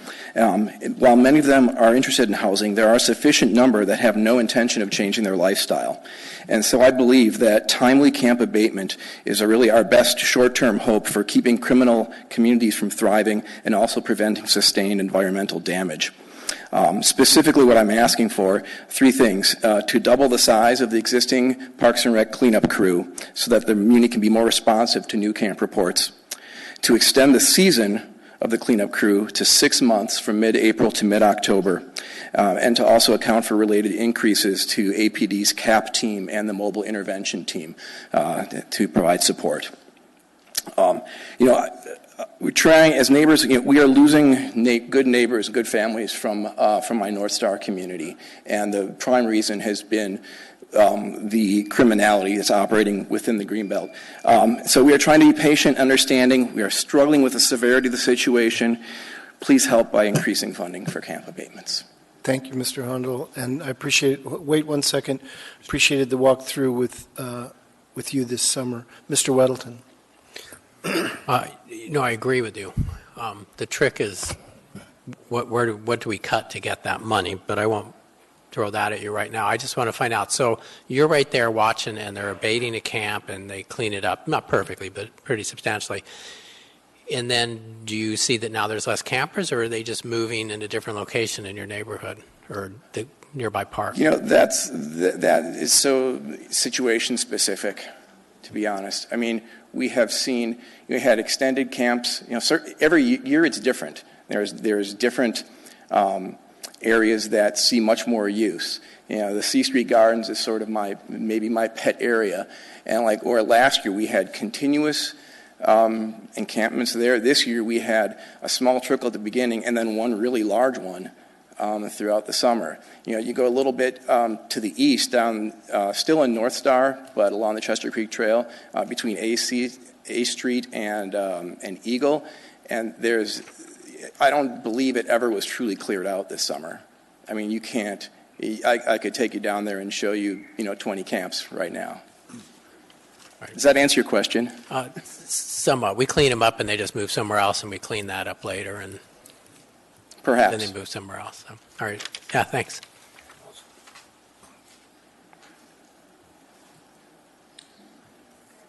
Good. Thank you, Mr. Hundle. Sir, stay here for a minute. Oh, I'm sorry, Mr. Trainey. If you'd come back up, please. Thanks for your testimony. I hear the same complaint from a lot of my constituents. They say all you're doing is turn their bed down for the night. Much like going to a hotel where they turn the bed down, that's all we're doing in these camps. We're not really cleaning them up. So we do need to put more money to clean these camps up at a faster pace. So thanks very much for coming here and testifying. We appreciate it, sir. Mr. Rivera. Mr. Hondel. Yeah, so I guess we're repeating the practice of sitting down and standing up.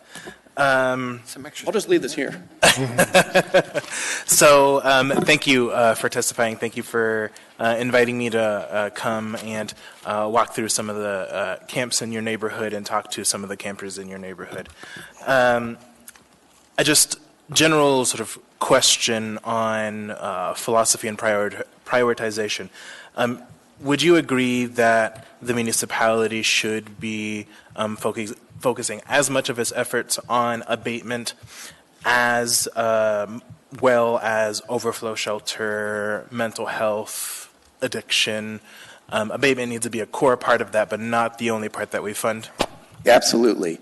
And part of that answer is that a lot of the social services are geared towards a more traditional demographic of homeless, and what I am seeing and what I'm observing out there is an increase in people making a lifestyle decision, and that's why I believe the abatement is an important tool in addressing the entire issue holistically, is to make it less easy for those that do have other opportunities or could be making other choices. Thank you, Mr. Rivera. Thank you, Mr. Hundle. I do not see anybody in the queue, and he is sitting down. Can I see a show of hands of people who are here to testify about any aspect of the budget? If you wouldn't mind lining up, because it's inefficient to wait, long pause, and then we almost close public testimony, and then we do it. You're welcome to. I'm not trying to limit it. I'm just trying to have it be done as efficiently as possible. So come on up, Mr. Haberman. No, but you go ahead first, but we'll just go ahead and... Yes, he is. And I'm done with my coffee, so that's good. Karen Barnard, Barnard. Welcome again, Ms. Barnard. Thank you. I appreciate the testimony from the previous citizen of Anchorage. We are churning our mentally ill and medically in need citizens. We deprive them of safety. We're also creating a de facto situation where private citizens are taking care of people who need medical care. We have a property downtown in the 6th and Gamble area. It has been broken into 8 times this year. I've lost count. All of the break-ins have been by people needing medical services.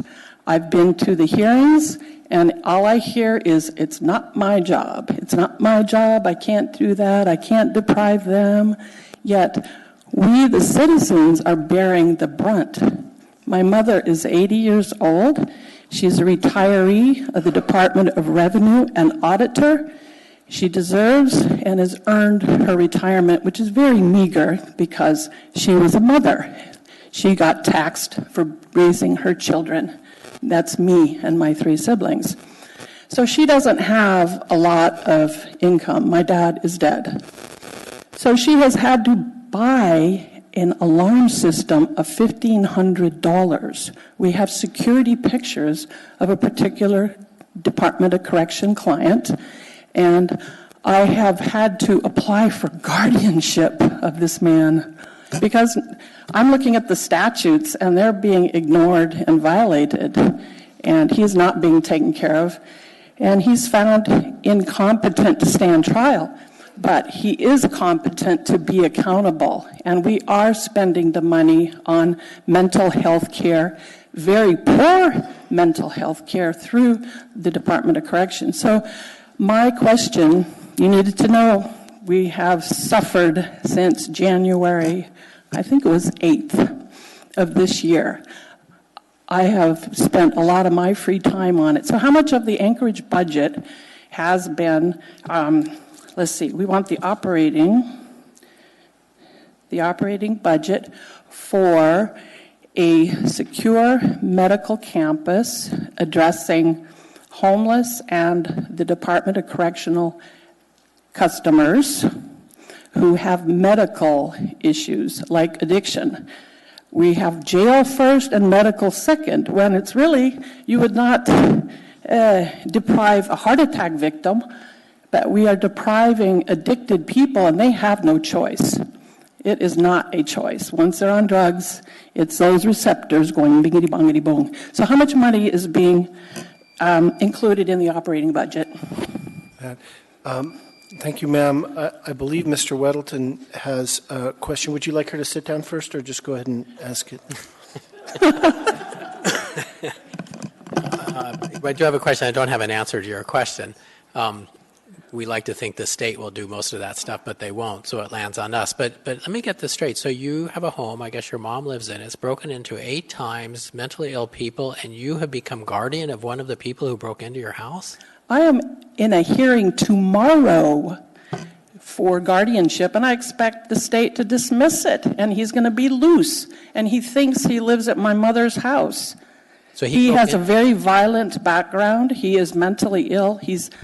I saw him coming by the property, and I went, "Hey, how you doing?" His name. I'm not going to break his confidentiality. He is deserving of dignity. And he goes, "Oh, I've missed you." And I've never seen the man in my life. Yet, he's convinced that he knows me. Now, he has some severe medical trouble. And what happens is the Office of Public Advocacy, the Public Guardian Department, they say they have to put him in the least restrictive housing. But I'm a logic engineer. What they're doing is making a mistake and violating statute by allowing him to bounce zigzag between freedom and jail. Freedom and jail. He's been bounced out of assisted living. He's been bounced out of Henry House. So if they're bounced out of more situations with more freedom, why are you giving them ultimate freedom to go back and commit crimes? Is he going to burn my mother's property down? There's also a stand your ground state. He has violent outbursts. I have a recording of him going off on me. And he did this semicircle of 6 feet, yelling and screaming and, all blaming me and wondering about this and that. And he has no choice. He goes out and to gamble. Thank you, Mr. Barna. Did that answer your question, Mr. Weddington? Yeah, I think I'm impressed with your response to people breaking into your house. Yeah. Thank you very much. Very caring of you. So how much money? What line item would it be in the budget? We can try and get an answer for you. I don't have that answer, and normally plan? we're presenting. So we hear you on that. That's the proposed and better solution. And if you'd like to send me an email, I'll forward it to we're on the website, of course. I'll forward it to the departments that can answer your question. Because I stopped in the mayor's office May 24th, and I haven't heard anything. Okay. So I'm wondering if it's being worked on. I don't know, ma'am. Thank you for your public testimony. Thank you. And you'll be able to send me numbers on the capital improvement also with that regard? If you send me an email with questions, I will forward it on to the administration. We'll get an answer. Thank you. I'm pleased. Thank you. Anybody else on any aspect of the 7 budget items that we have before us? If you just come and line up behind Mr. Haberman here.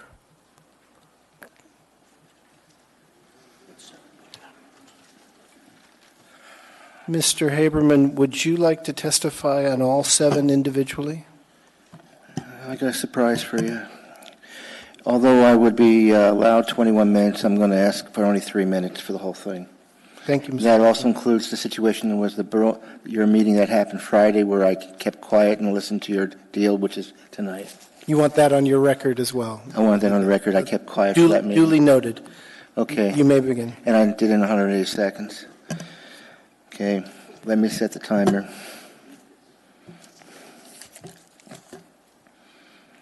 My name is Eugene Carl Haberman. I represent myself. I live in the Mattason Valley. I follow the public process. The public process done appropriately. Decision made by the governing body is more likely in public interest. Let me remind you, I've said over the years, the 2 most important decisions you as a governing body has to face is number 1, the certification of the election, and the second one is approving the yearly budget. So let's go on the budget issue. With all due respect, I would encourage you to hold 3 public hearings on all these items, not 2. Remind you, the more complex and complicated an issue is, the more you need to connect with the people better by having more public hearings, okay? The more notice, the more opportunity the public to be heard. Now, I'd like to tie in with what I heard. Last Friday, you had a 4 hours presentation by administration. I believe I was the only one from the public there. Maybe I'm wrong, but it looked like it was just staff. I was there for the entire time, and it was very interesting. But I go back to the days when the situation occurred when George Sullivan was mayor, and I'm familiar with that. That's how far back I go at those kind of meetings. I'd like to note for the record in those presentations, there was a 5-minute break, and it didn't turn out to be a 5-minute break, and you had 3 minutes and 5 seconds the gavel hit, and you had 1, 2, 3, 4, 5, 6 members that were not seated. So you had basically a meeting going back to order on the budget, all these items, and you created a situation that you needed to call for a roll call again. And it should never have happened that you, who was chair at the time, to call the meeting and say we have 5 minutes and do it in 3 minutes and 5 seconds, and that's what happened. For the record, you need to stop that. Where do we go? There's so many things here, but I want to stress again, 3 public hearings, you need that. You really do. And I'm noticing things which really noticeable is that you've got a situation that I'm seeing here tonight. Very few people are here to talk about the budget. I think that reflects the news and how they're reporting that tonight is the first public hearing. So with all respect, we've got that scenario. And also the situation is where you had the staff administration providing you the budget Friday. I was I believe the only one there. That reflects the time. The public can't be there. Most of those people are working, trying to earn a living, but that's not tied into the public to be heard. And it would have been nice, it would have been really nice to have that type of meeting that you had with administration, with you sitting here with a video audio and hear the public hearing that on a tape at least. And that would have been a real good thing. People would have heard the explanation of the budget and all these different departments, but we don't have that. We lost that because all we have is an audio. And how does an audio work? So again, I plead with you, hold 3 public hearings, and that ends my time. Any questions? Any questions for Mr. Haberman? I don't see any. Thank you, Mr. Haberman. Hello again. I'm Robert Hayes, Hays. I want to speak to the homeless crisis we have. And let's not insult the homeless. Let's call them street thugs, which they are. And they are causing a lot of crime, and they're getting violent. The incident we had the other night, they broke into a restaurant and made it look like they were vandalizing because they were angry about something racist, but they stole the cash registers. They were thieves. This is going on. We need to get money into our budget to deal with this problem. I don't have the answer myself, but we need to do something. We have people in the city that do this work, or we need to hire them. Please put the money into the budget. Thank you. Thank you, Mr. Hayes. I don't see any questions.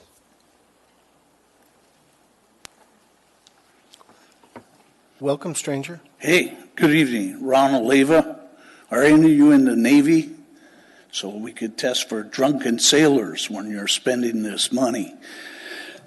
Specifically, I'm focused on what the previous gentleman said, Parks and Rec, and at the homeless meeting over at Central Lutheran Church, Judge Rhodes pointed out a taking.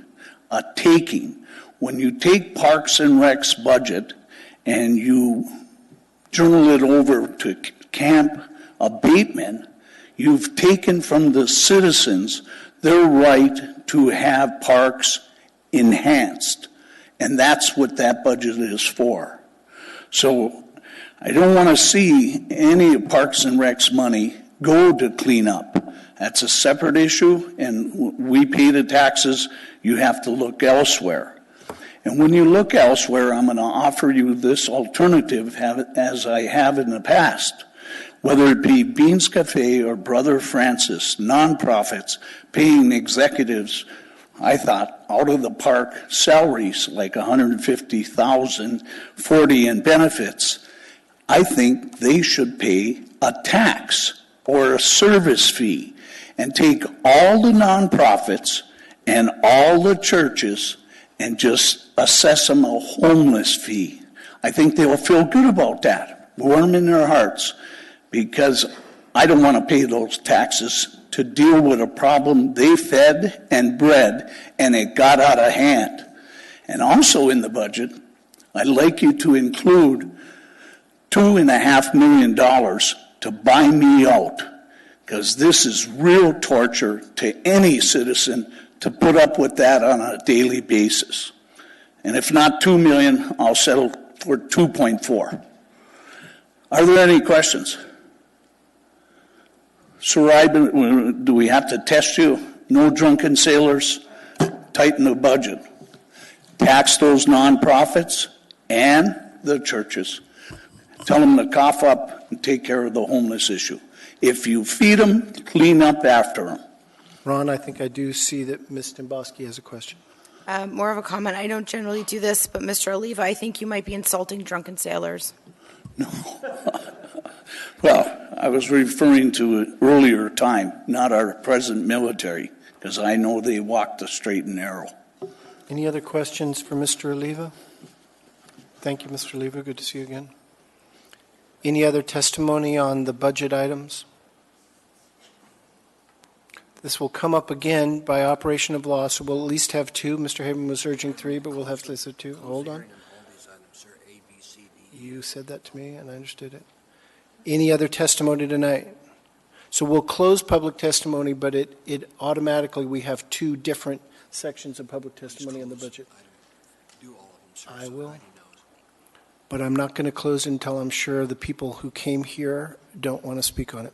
So gone, then I'll close public testimony on items 14A, Ordinance AO 2018-85, 14B, AO 2018-86, 14C, AR 2018-297, 14D, AR 218-298, 14E, Ordinance AO 2018-87, 14F, Resolution AR 2018-299, and item 14G, Ordinance AO 2018-88. Those will come back up, and you'll have another chance for public testimony, but public testimony is closed now, and it'll be back up before us on the 7th of November. Oh, because of 14th day. It'll be back up November 20th. The law requires that it be more than 14 days, so people have time to think about it. Anyway, November 20th is the date it'll be back before us. We don't need any more action on, because we've had the public testimony and it goes forward. That brings us to item 14J, because we moved the order of the day to be JIH. Ordinance number AO 2018-77, an ordinance approving and authorizing solid waste services integrated solid waste master plan from the Solid Waste Services and Finance Departments, and attached Assembly Memorandum AM 580-2018. Public testimony is now open. Please come forward and state your name on this item and give your public testimony.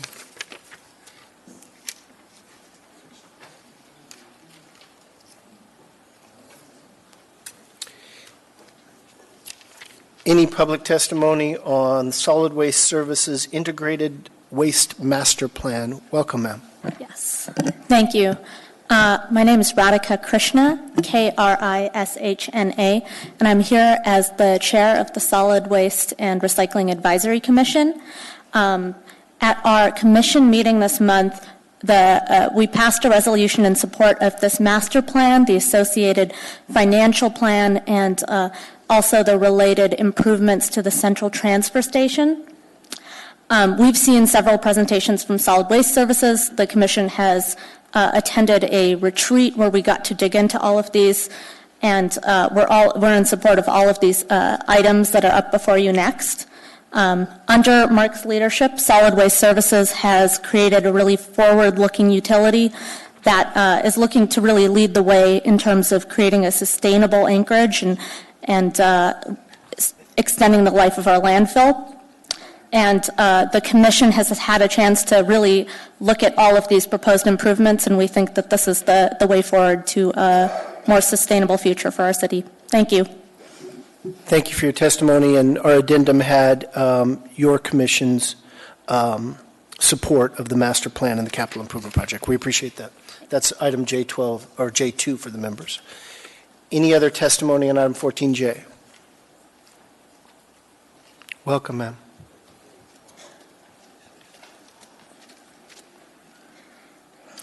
I'm Bernadette Wilson, and I am the owner of Denali Disposal. We are a commercial refuse company.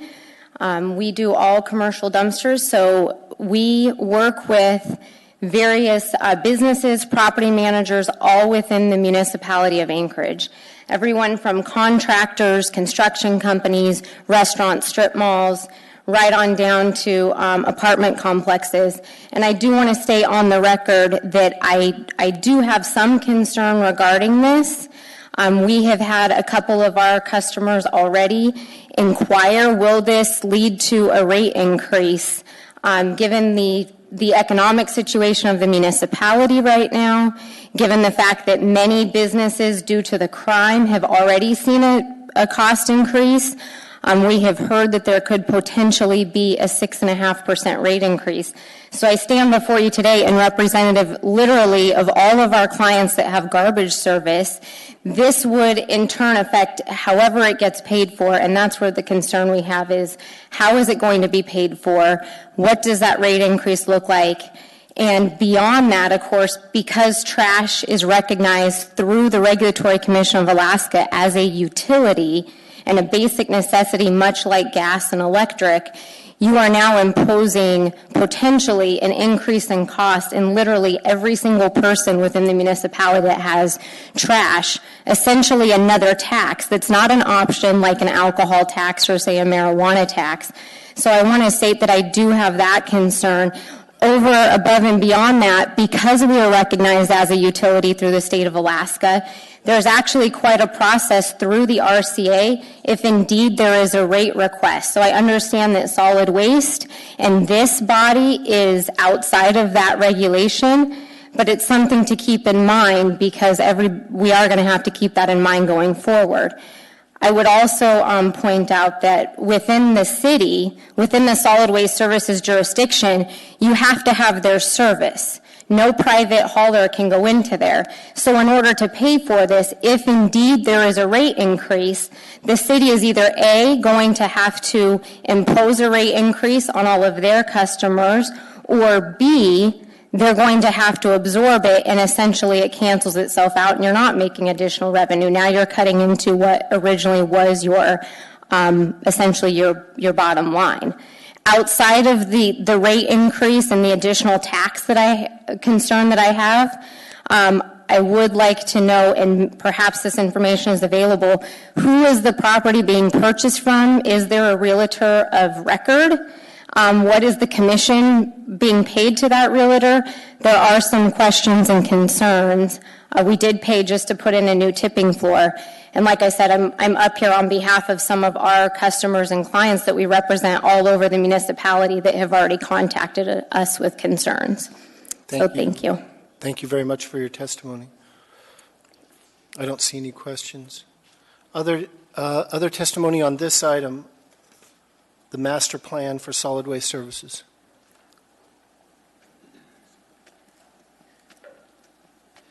Welcome. Hi, my name is Kurt Froning, F-R-O-E-N-I-N-G. I'm the district manager for Alaska Waste here in Anchorage. And I know this item as well as the central transfer station item are all kind of linked together. I would just like to say at this time that from Alaska Waste perspective, we really appreciate Solid Waste Service, the municipality, being as transparent as they have been through this process, reaching out to the commercial haulers and getting feedback from us and assessing what the impact to us and our customers would be. And really that's the only thing I want to say is just to appreciate the way the process has been. Thank you. Thank you. Oh, yeah, I'm sorry. No, I wanted him to sit down first. That's the...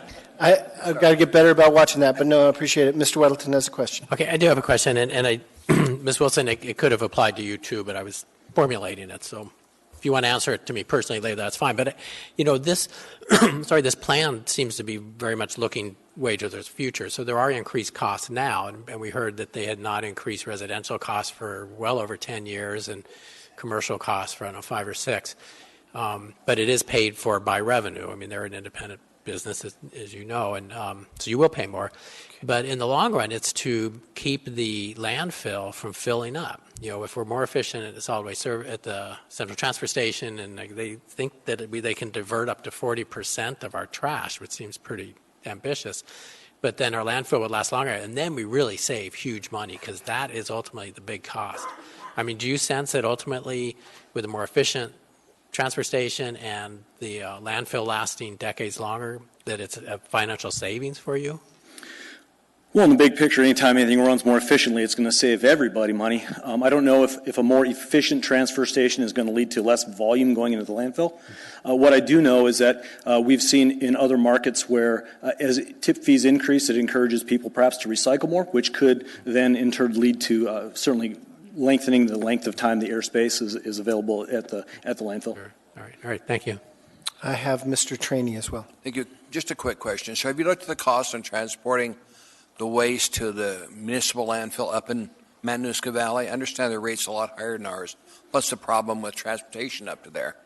Yeah. I mean, we've got the only game in the town right now. We've got to make sure we do not overfill the capacity of the landfill. But have you looked at going to the Matsu to dump the garbage up there? Well, my understanding, we have not hauling from Anchorage. There's an additional fee to haul from the municipality of Anchorage into the Valley landfill.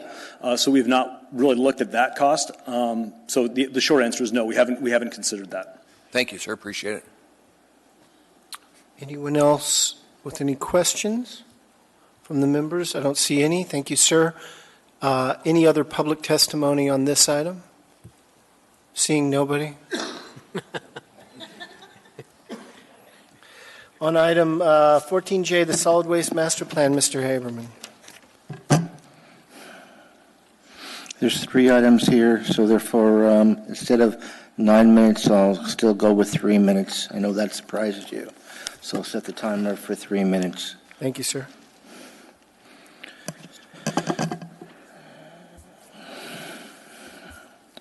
My name is Eugene Carl Haberman. I represent myself. I follow the public process. The public process on an appropriate decision made by the governing body is more likely in the public interest. I live in the Matanuska Valley. First, to note that it was last Thursday that you had a meeting dealing with these issues before you. You also had a meeting at 10 o'clock in the morning at the City Mayor's Conference Room on Friday with solid waste. I remind you, all that information dealing with the plan and so forth was presented to you when? Just a couple of days ago? Is that fair? Is that fair for the public? Did they have a chance to hear that? You heard it, but is that a reasonable opportunity for you to figure out what's going on and have as many questions and opportunity to address that? And also remind you of those figures, $106 million. This fast track thing that I keep on seeing, whether it's the police department changing headquarters, and now we see another one before you on the same evening, another big item, last minute, failure to introduce, and a lot of information coming in at the last minute. This is not way to go. I'd like to remind you of a thing that I said one day, and I think it all comes down to this. Why don't you have enough faith in your proposals to allow for the public to get this information way in advance and allow for them to review it and also allow for them to have an opportunity to be heard? You're not doing that, and we're seeing major items before you tonight, such as these before you. Issues like ratepayers. What is it going to do to the ratepayers in the future? Is this acquisition of a property that's being brought before tonight, is this appropriate? Is this the right thing to do? All this is coming fast. And the idea, when things go fast, it's more likely and intentional, and an idea as you move it fast, then the questions will not be able to be addressed by both the public and yourselves before you make a decision, and you're more likely to make a decision not in the public interest. That's what it's all about, and that's what I've been doing and addressing over the years, and that's what we have here tonight. So I would also ask you, number one, is to have additional public hearing and not rush at a public hearing at the very next regular meeting. And you have a situation to give the public a chance to review it and yourselves to review it. Also, an additional meeting with solid waste would be appropriate to get some more questions asked. And I would remind the chair this. Before closing public hearing, you need to ask if there's any objection to closing public hearing. Otherwise, you usurp the power of the assembly members, because that gives them an opportunity to say, we need more time. When you close public hearing, you create a situation where you create comments, opinions, and then that prejudices the proceedings. So I'm telling you tonight, don't do that. And this gives a chance to the assembly members to speak and says, we need more time. We need to connect with the people. Thank you very much. Any questions? I don't see any questions, Mr. Haberman. Thank you. And we have not combined public testimony on these, so as kind as your offer was, we'll have public testimony on each of these. That's right, Madam Clerk, right? We didn't combine on this. Any other testimony on item J, Solid Waste Services Master Plan? Anyone at all? Any assembly member object to me closing public testimony? I'd just say that If anyone, if any assembly member does on any item, feel free to speak up. I won't ask it every time, but of course we'll recognize you if you need to. So I'll close public testimony on item 14J, AO 2018-77. What's the will of the body? Move to approve. Second. Whichever fits. Any discussion? Ms. Dembowski. Thank you. I'll keep my comments short because I'm losing my voice, which I'm sure everybody appreciates. And I'm not going to speak on all three of these, but I made it very clear at the work session, you have to convince me to spend $105 or $106 million. I think SAP is in the neighborhood of $82 million, and every time that comes up, there's like a coronary. But with this particular appropriation, it's almost nonchalant, the attitude that I've seen. $105, $106 million is a lot of money. And frankly, buying the Walmart property next door and then reworking the central transfer station, to me, I haven't seen the return on investment. I haven't seen the value. I don't really see, I haven't been convinced that this is really going to lengthen the life of the landfill that much. Frankly, you haven't convinced me, so I'll be a no vote. Thank you, Ms. Dembowski. Mr. Weddleton. Well, I would be a yes vote, and basically to accept their plan is what we're doing here. And I appreciate that they have done this, and we have some numbers, and it's giving us the long-term view of the landfill and what you're doing in the short term to enhance the efficiency of your operation. I learned a lot from it, and I would not say it was rushed. You wrote this plan over a period of time. It went through your advisory committee. We've had it sit in front of us. Well before our introduction, we got information on it. So I think this is well done and points in a good direction. Thank you. Any other comments from assembly members? Are you ready for a vote? Members may proceed to vote. Mr. Dunbar? Yes. We don't have Mr. Constant, right? Right. That item passes 9-1. Which brings up item 14I, ordinance number AO 2018-76, an ordinance of the municipality of Anchorage, Alaska, providing for authorizing and approving the issuance of refuse collection utility and solid waste disposal utility revenue bonds and/or notes in one or more series in the aggregate principal amount not to exceed $114,585,000. Public testimony is now open. Any member of the public would like to testify? So this is the revenue bond on the solid waste disposal unit. Any public testimony? You're always welcome, Mr. Haberman. If anyone else would like to testify, if you would line up behind him just for efficiency, just so we can keep going.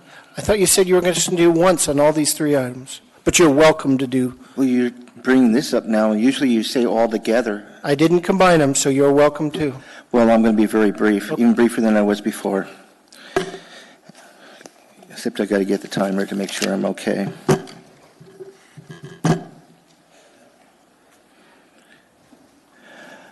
My name is Eugene Carl Haberman. I represent myself. I live in the Mendocino Valley. I follow the public process. The public process is not a appropriate decision made by the governing body. It's more like in the public interest. Whatever I said before, ditto. Basically, this follows the same thing.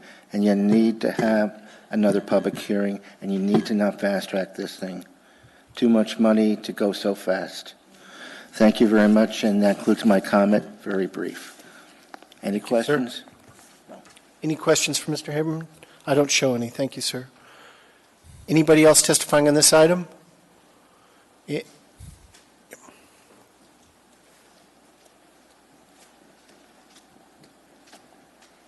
Bernadette Wilson, and much like the last gentleman, again, I just want to say publicly on the record that I think it's very important to look out and stick up for the individuals that are actually in the end going to have to pay for this. We're a locally owned company. We're not owned by a corporation out of town that has more of a flippant attitude towards our neighbors, our customers, and our friends. And it's not as easy for us to just take a rate increase and potentially just pass it on to them with the blind eye. Someone has got to stick up for those people. And the public, to the last individual statement, they're right, they haven't been informed. The haulers, they just had a meeting with the haulers here about a week ago, so I just, again, wanted to state that. Thank you. Thank you for your testimony. Anyone else would like to testify on this item? Anyone at all? Seeing and hearing nobody, I'll close public testimony on 14I. What's the will of the body? Second. Is there discussion on this item? Ms. LaFrance. Thank you, Mr. Chair. I'm not sure to whom to address this question. Maybe Mr. Falsey can point me in the right direction. What kind of outreach has been done? We just heard testimony about the haulers just finding out about the impact of this proposed ordinance. Would you be able to speak to the efforts gone into communicating this? Yeah, through the chair, I would invite Director Spafford to field that. In addition to the work sessions and the hearing that we're having now, I know he has made some special efforts. Mark Spafford, General Manager of Solid Waste Services. So we initially rolled this out to the Assembly in August at the Assembly Enterprise Committee meeting. We have been working very closely with Alaska Waste throughout the process. This has been about a year in development for this plan. And also, as you heard from our board chair, Radikush, we've had them involved throughout the whole development of this plan. We've had the final draft review of the master plan on our website for, I believe, about a month now, maybe since the beginning of October. Yeah. Has there been outreach through the FCC and to community councils, for example? Let me check with, did we do anything like that? No, we haven't. Okay, thanks. Okay. Thank you, Ms. LaFrance. Any other questions for Mr. Stafford? Thank you, sir. Any other member wish to debate this item? Are you ready for a vote? Members will proceed to vote. Oh, Ms. LaFrance, did you want to? I'm sorry, I didn't mean to rush you. I apologize, Mr. Chair. If the clerk will take that off and we'll continue discussion. Well, a question actually to other members. Should we consider postponing or, what would be the impact of putting this off to another meeting? I know there are folks here who are on the Utilities Commission who probably have more information than I do on this. Mr. Trainee, did you want to respond to that? I did bring this up to community council. It's most directly affected by it on the other side of the highway. I talked to that community council about this coming forward. They knew about it. The other community council will be affected by it is Midtown Community Council and Bayshore. And they're not, where this is located at is not near the homes. More industrial property. So it's a good location for it. And for us to be able to get Walmart property for what we're getting it for, given what Walmart was asking for it when they were building, makes sense for us to take it now before the price goes up. Because we need another facility to handle these items coming across the tipping scale. And that's the one that will meet our needs. Any other questions or discussion? Members may proceed to vote. Mr. Dunbar.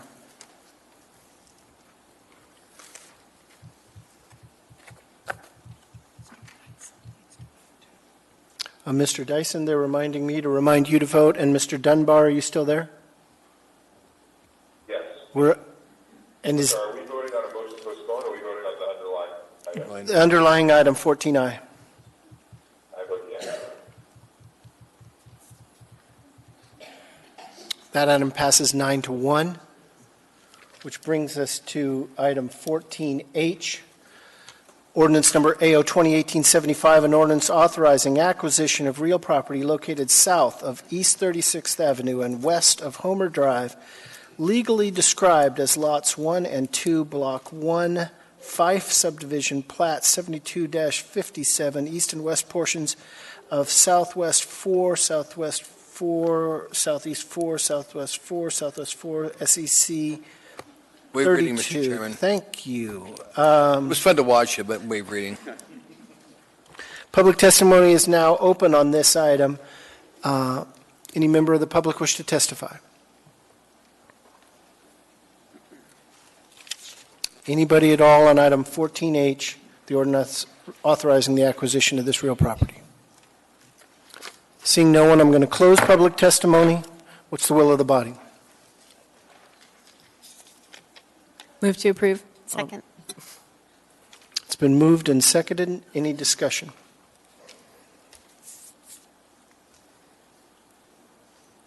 Ms. Domboski. Thank you. I just wanted to ask, the actual cost of the property, is Robin here or somebody here? Robert's here. I'm seeing $17 million, but what is the actual cost, and do you know who the realtor of record is? Through the chair, Ms. Demboski, the final purchase price on the final draft purchase and sale agreement is $15,100 for the actual purchase of the property. And it's a commercial, what is it zoned? It's zoned I-2. I-2. And do you know who the realtor of record is? That's listing the property is Carl Kuhn and Greg Johnson. Okay, thank you. We used you. We didn't pay a real estate agent on our end. That is correct. Yeah. Any other questions for Ms. Ward? Mr. Wilton's on this. Mr. Weddleton. So do you have a purchase agreement then? I thought it was still wavering last time. We do have a purchase agreement. They came back with their final red lines, and it's been approved by our municipal attorney as of yesterday. Okay, good. Thank you. I don't see any more questions. Thank you, Robin. Any other discussion? I have no one in the queue. Are your members ready to vote? Members may proceed to vote. Mr. Dunbar, on item 14H. Yes.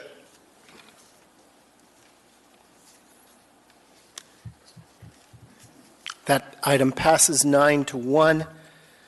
Brings before us item 14K, ordinance number AO 2018-78, an ordinance amending Anchorage Municipal Code, section 2680060, closure and post-closure care liability, Finance Department, and associated memorandum AM 581, 2018. Public testimony is now open on this item. Anyone in the public wish to testify on item 14K? Hearing and seeing no one, public testimony is closed. What's the will of the body? Move to approve. Second. It's been moved and seconded. Any discussion? Ms. Demboski. Thank you to the administration. I'm looking at, we're on 14K, right? Yeah. I'm looking at page 2, section 2.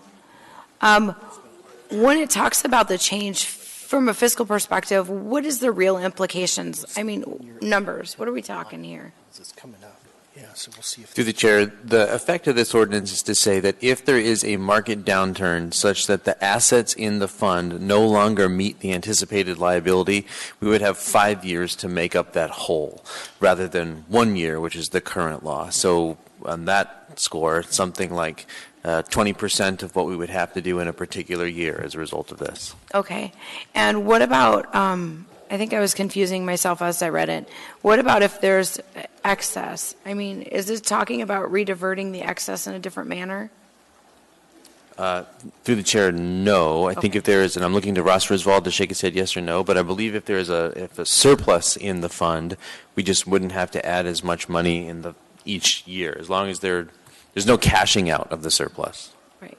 Okay. I was just making sure we weren't changing that. Right. Okay. Thank you. Thank you, Ms. Demboski. Any other questions or comments? I have no one in the queue. Are members ready to vote? Members may proceed to vote. Mr. Dunbar on item 14K. Yes. That item passes 10-0. Brings up item 14L, ordinance number AO 2018-90, an ordinance creating Hillcrest Water Special Assessment District 2941 and determining to proceed with the proposed improvements therein, Anchorage Water and Wastewater Utility and associated memorandum number AM 631-2018. Public testimony is now open on this item. Any member of the public may testify.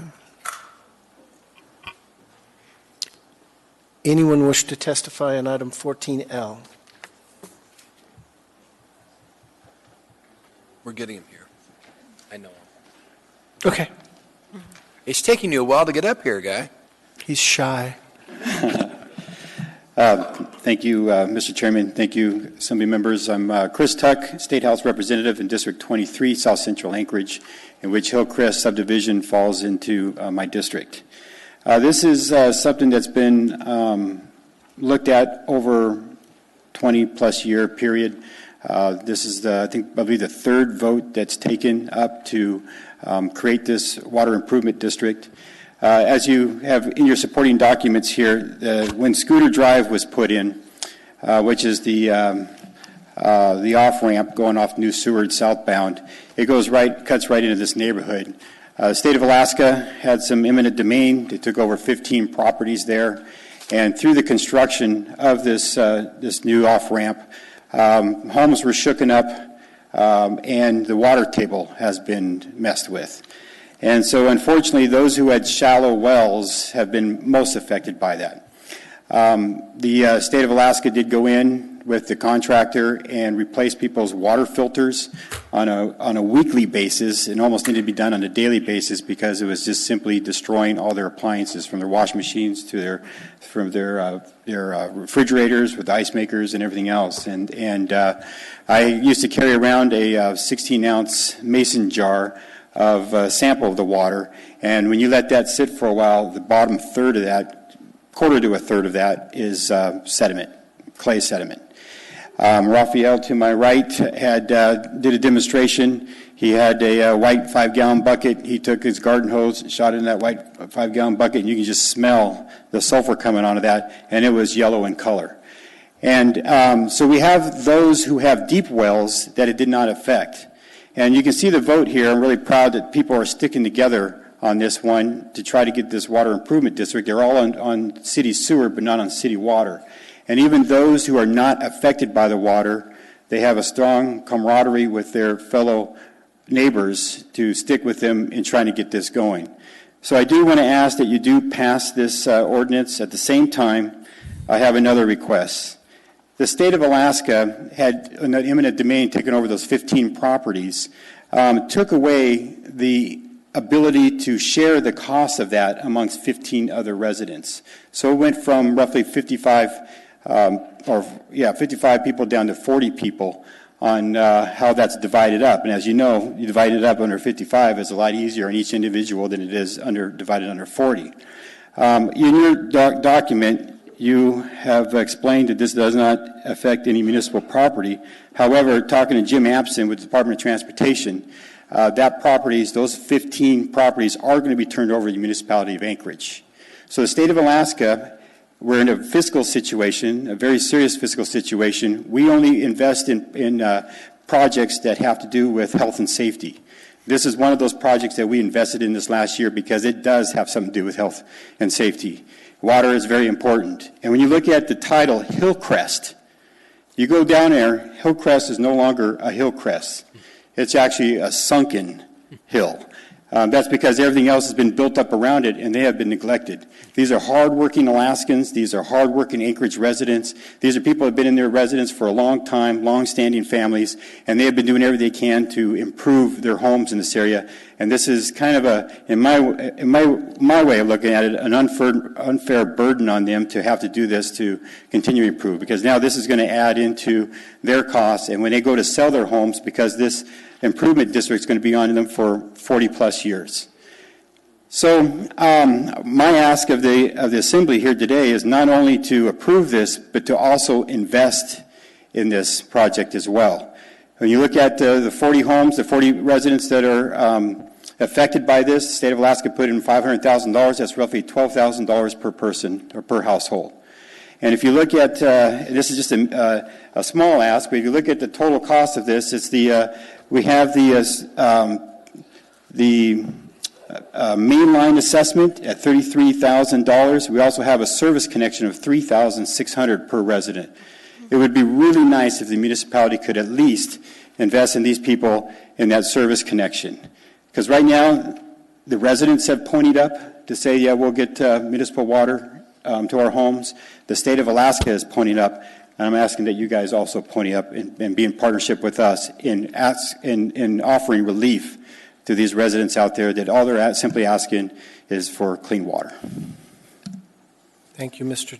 Tuck. Representative Tuck. And may I add, Mr. Chair, that Anchorage Water and Wastewater Utility has been awesome to deal with over this project.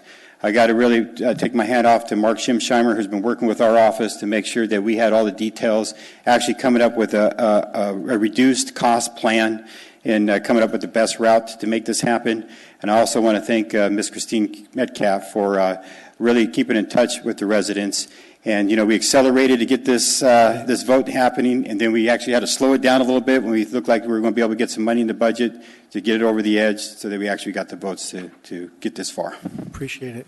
Thank you for your testimony. Questions? Ms. LaFrance. Hold on, Representative Tuck.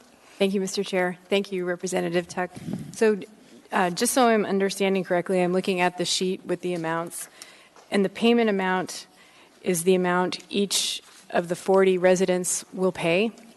And there's been state money, a state contribution factored into that.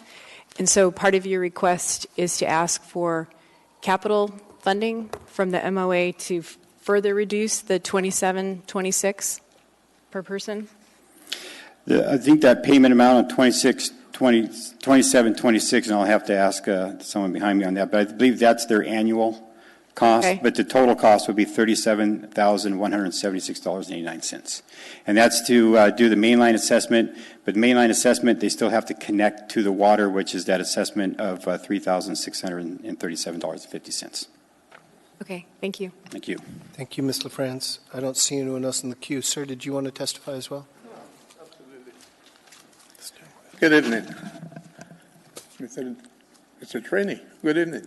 Good to see you again. I'm back. I'm used to hearing taxi cabs. You're going to wait and talk on them in a bit? We're going to talk about something else tonight. My name is Rafael Barbosa. I am part of the force that is behind this water project for our neighborhood. First of all, I would like to urge you to approve of this project because we need good quality water. We're taking water, showers and water that smell like sewer. I think we are ready to change that. 2 years ago, a road improvement project took place in this neighborhood, and it changed our neighborhood forever, and our lives as well. It definitely did a lot of good because we got a better road, but that road turned this neighborhood into a dam. That's what's going on right now. Basically, you know, like Mr. Chris Sack said, we need some funding. We're not talking about millions. I have been in attendance tonight, and it looks like the city is spending millions and millions of dollars. We just need a little bit. A little bit will help, and that will be greatly appreciated.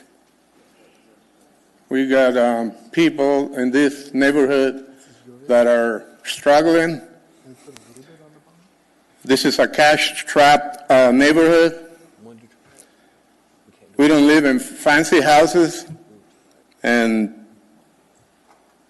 $37,000 is a lot of money.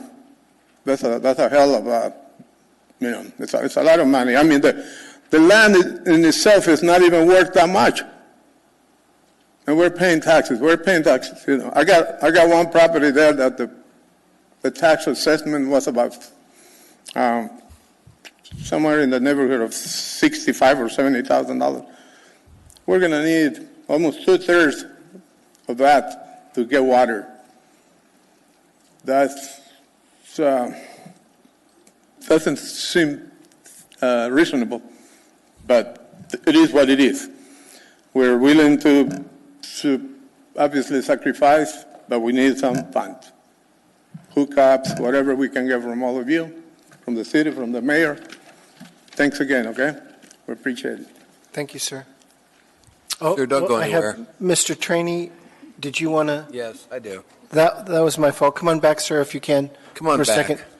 I have Mr. Trainee, Ms. LaFrance, and You and I have known Mr. each other, Rivera. and we've worked on this for a long time.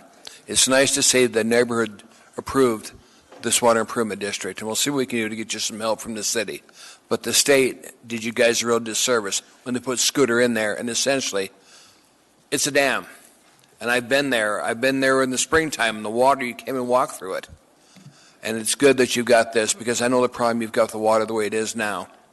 You have a nice glass of sediment whenever you put a glass of water in the sink. So we appreciate you guys voting to bring this forward to us.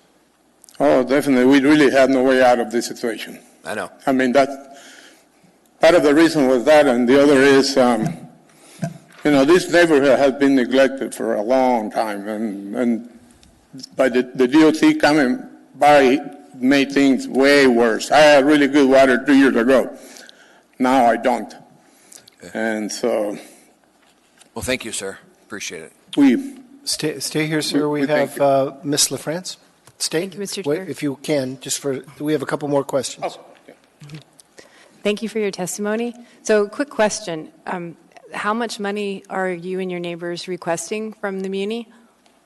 Okay. Do you have, go ahead. how much money are you requesting?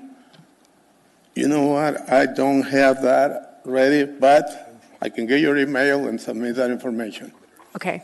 Yeah, we're not, I mean, I didn't expect this question, but I can do that. Mr. Rivera?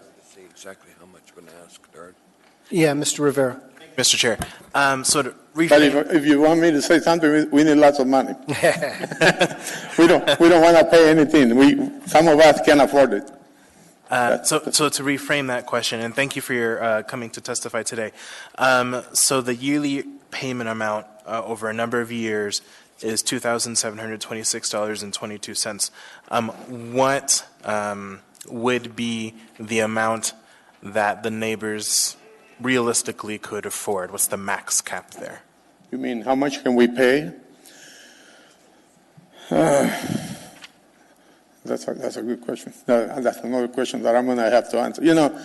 I mean, everybody's in a different financial situation, but again, we're just in a situation where we have no way out of this situation. We made the request to the DOT to try to, so that we could at least get some help.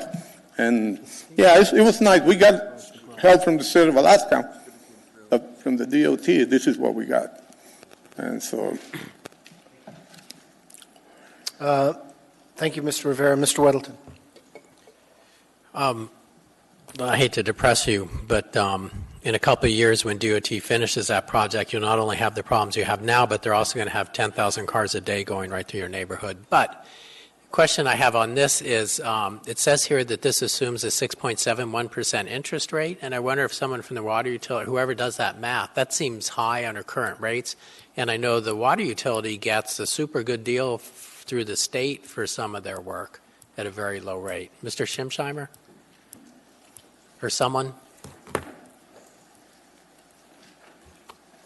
Welcome, Mr. Schimsheimer. Actually, it's Mr. Ness. Oh, sorry. I'm the Engineering Division Director. So Mr. Weddleton is correct through the chair that we do usually get a very good rate on Alaska Department of Environmental Conservation drinking water loan funded projects. The estimate is at the 6.71%, which is our current cost of capital, our weighted cost of capital that we put into this. We will look to see if we can fund it with SRF-funded monies to lower that overall cost. But in terms of an estimate that went out for ballot, that's what we put in there. All right, so you can't go over this, but you could. You get loans at less than 2% through the state's fund. Actually, the loan amount varies depending upon what the new loan amount varies depending upon the interest rate. That is the prime rate. It's anywhere from 1.5% to 2.25%. So it is relatively low, yes. Okay, try to do that for these folks. We will try. Thanks.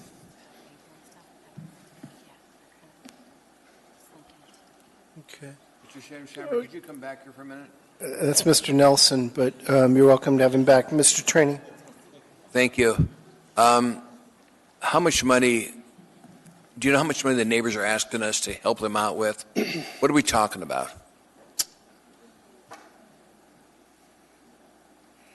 Mark, can you come up here, Mark? Well, one of the numbers that was tossed out early on was that $25,000 to $30,000 a lot was reasonable and affordable.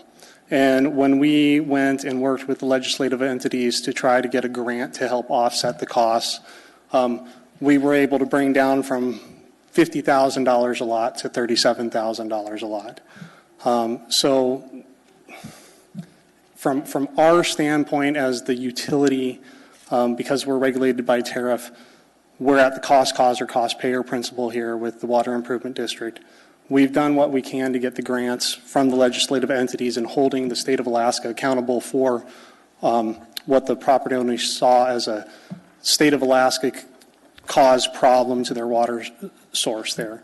So if the assembly and the municipality wanted to contribute additional capital funding outside of AWW's capital improvements, then you'd be looking at roughly $7,000 to $14,000 a lot there to offset that. It's a total $2 million project, and the state came up just under $2 million, and the state came up with $500,000? Yes, the state came up with a $500,000 grant specifically for the water improvement portion. And that reduced it about $13,000 per household. Correct. Down to from 50 down to 37. Correct.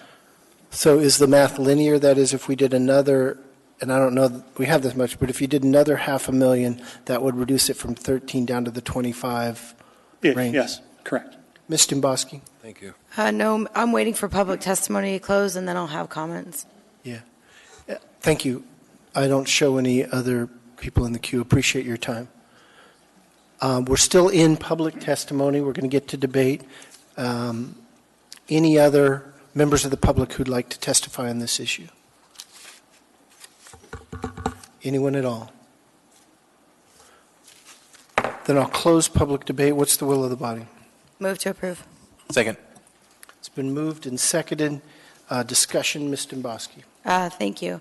I'm a huge advocate, and I try to tell people in my district to do this all the time, to file for your water rights. Because when you have a large-scale project or even a neighbor who might impact your well, then you have a legal recourse. The problem you have in a lot of these situations, because I can think of 2 or 3 roads in my district where the wells were great and then something happened and the wells are not great. We have water improvement districts, we have road improvement districts, we have lighting improvement districts for a reason. And it's because we don't shift the cost to the other taxpayers that live outside of those districts. So while I'm very sympathetic to you, I'm very apprehensive to fund your project, because I can think of hundreds of people in my district that are about to have different water projects go on, and they have to hitch up, and I'm not going to ask people in other districts to pay for it. But with that said, if you haven't filed for your water rights, I would say this would be a particular topic that would be ripe for the next governor. Especially because it's asserted that this is a DOT caused creation, right? I'm looking at Representative Tuck. So especially because the state may have caused this, in fact, I would think there's a really compelling argument here to be able to fund, get additional funding from the state. Unlike some, I don't believe the state is broke. Happen to read the CAFR, so I know they're not. But again, from a municipal standpoint, we ballot, you create a district, and it's really hard to ask taxpayers outside of that district to pay for your project.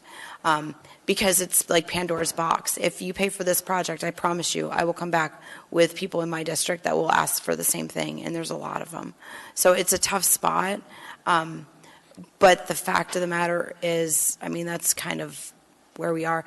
I just have one last question for Mr. Nuss regarding typically, okay, if we exhaust the options of state funding, state grants, maybe in the next session, if the city doesn't kick in, are you familiar with other water improvement districts that we've funded outside of district? Am I off base here?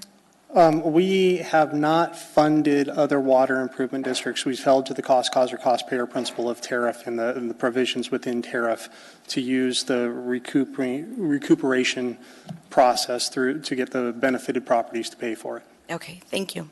Yeah, just to clarify on that. So right now, it's a just under $2 million project, $500,000 of state money. There's no municipal additional in it now. It's a homeowner funded minus the state's contribution. Yes, the municipality through the Anchorage Water and Wastewater Utility will finance the project up front, and over a 30-year time period will get paid back for the upfront financing. We're financing, we're not contributing at this point. Correct. We are financing, not paying for. Thank you, sir. I have Mr. Trainee and then Mr. Rivera. Chairman, I'll be voting to approve this. The only thing in front of us right now is to approve this water improvement district, and they've already agreed to pay the money. Now, if we're creative and we figure out a way to put on the bond for a certain amount, that's on top of this. This is just to approve what the neighbors have already actually agreed to. I've been in this area for a long time. I appreciate Representative Tuck working on this. My neighbors need this. They're agreed to pay the money. And it's up to us to see if we can figure out a creative way to help them along a bit. But if you lived in that area, you'd understand why they have to have clean city water. And like I said before, the state put Scooter in and wasn't too concerned about what happened to the neighbors. They voted on this. We need to approve this and let this get on its way. Thank you, Mr. Chairman. Thank you, Mr. Trainee. Mr. Rivera. Thank you, Mr. Chair. Like my fellow colleague from Midtown, Mr. Trainee, I also will be approving this and urge my colleagues to approve it. I remember sitting in a meeting some months ago with the neighbors. They were very nervous about and rightfully angry. Why should we have to pay for this? This is a state project that screwed up. It's not the fault of the neighbors, but they're having to pay. And at that meeting, the neighbors were very nervous that if they approved the vote, but then later decided maybe this isn't what we want to do, I told them I'll do whatever that you request, and I'll urge my colleagues to do that. And so they've come forward. They want to get this done. So I hope that we will approve this so that they can get it done. But I also think that these are very hardworking people that live in this particular neighborhood. And I've seen the quality of their water. It's disgusting. So if there's any way that we can in the future help them out, I think that this is deserving of a special consideration. Thank you, Mr. Chair. Thank you, Mr. Rivera. I have no one else in the queue. Is there any other member who would like to speak on this issue?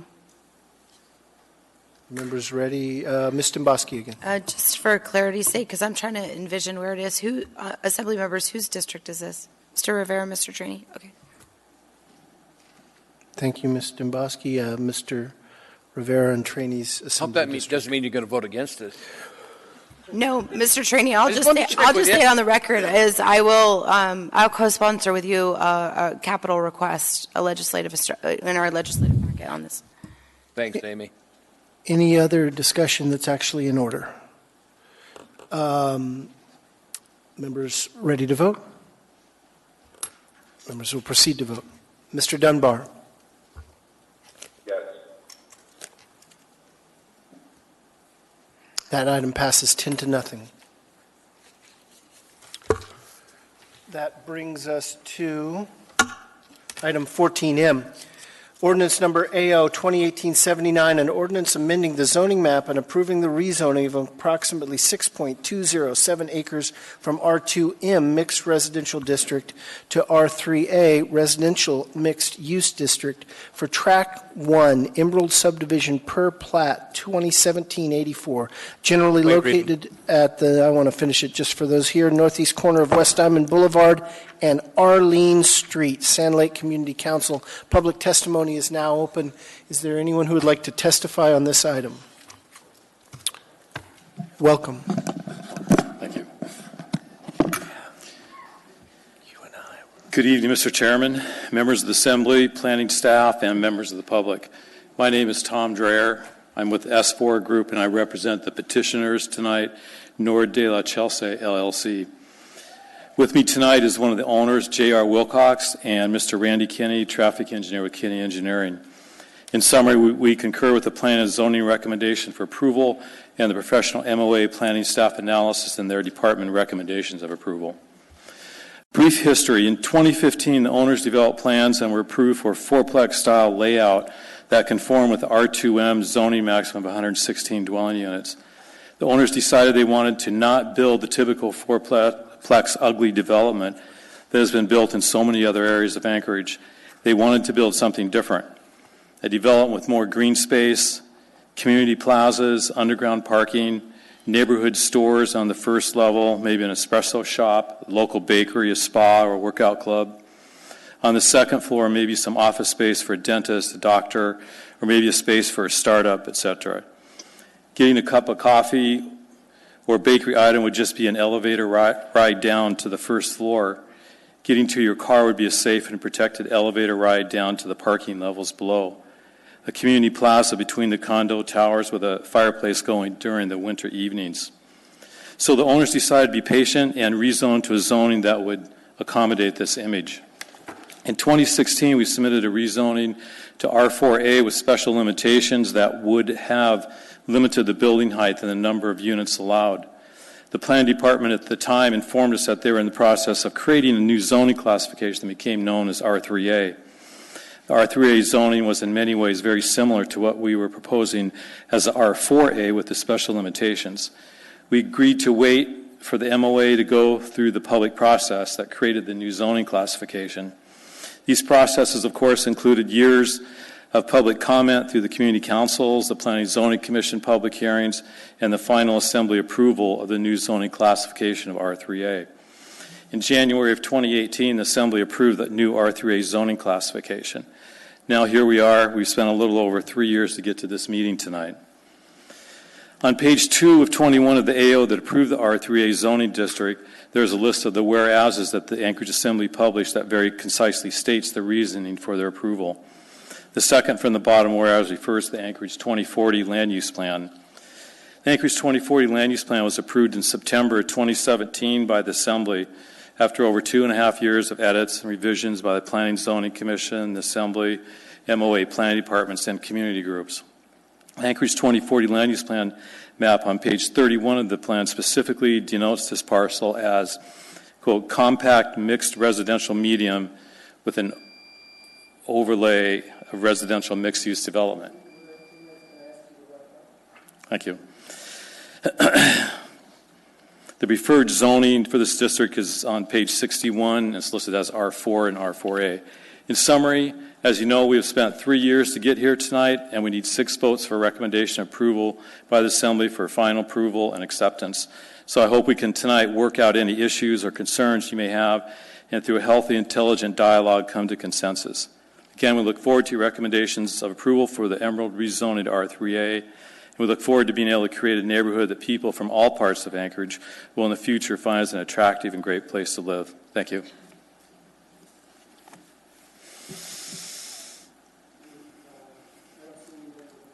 Okay, thank you.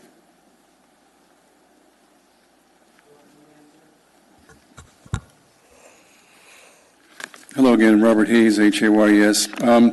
I'm a resident of the direct area. My property is very close to this, and I'm a member of the Sand Lake Community Council, a very active member, past president, and I'm here to recommend a no vote on this, and here's the reasons why.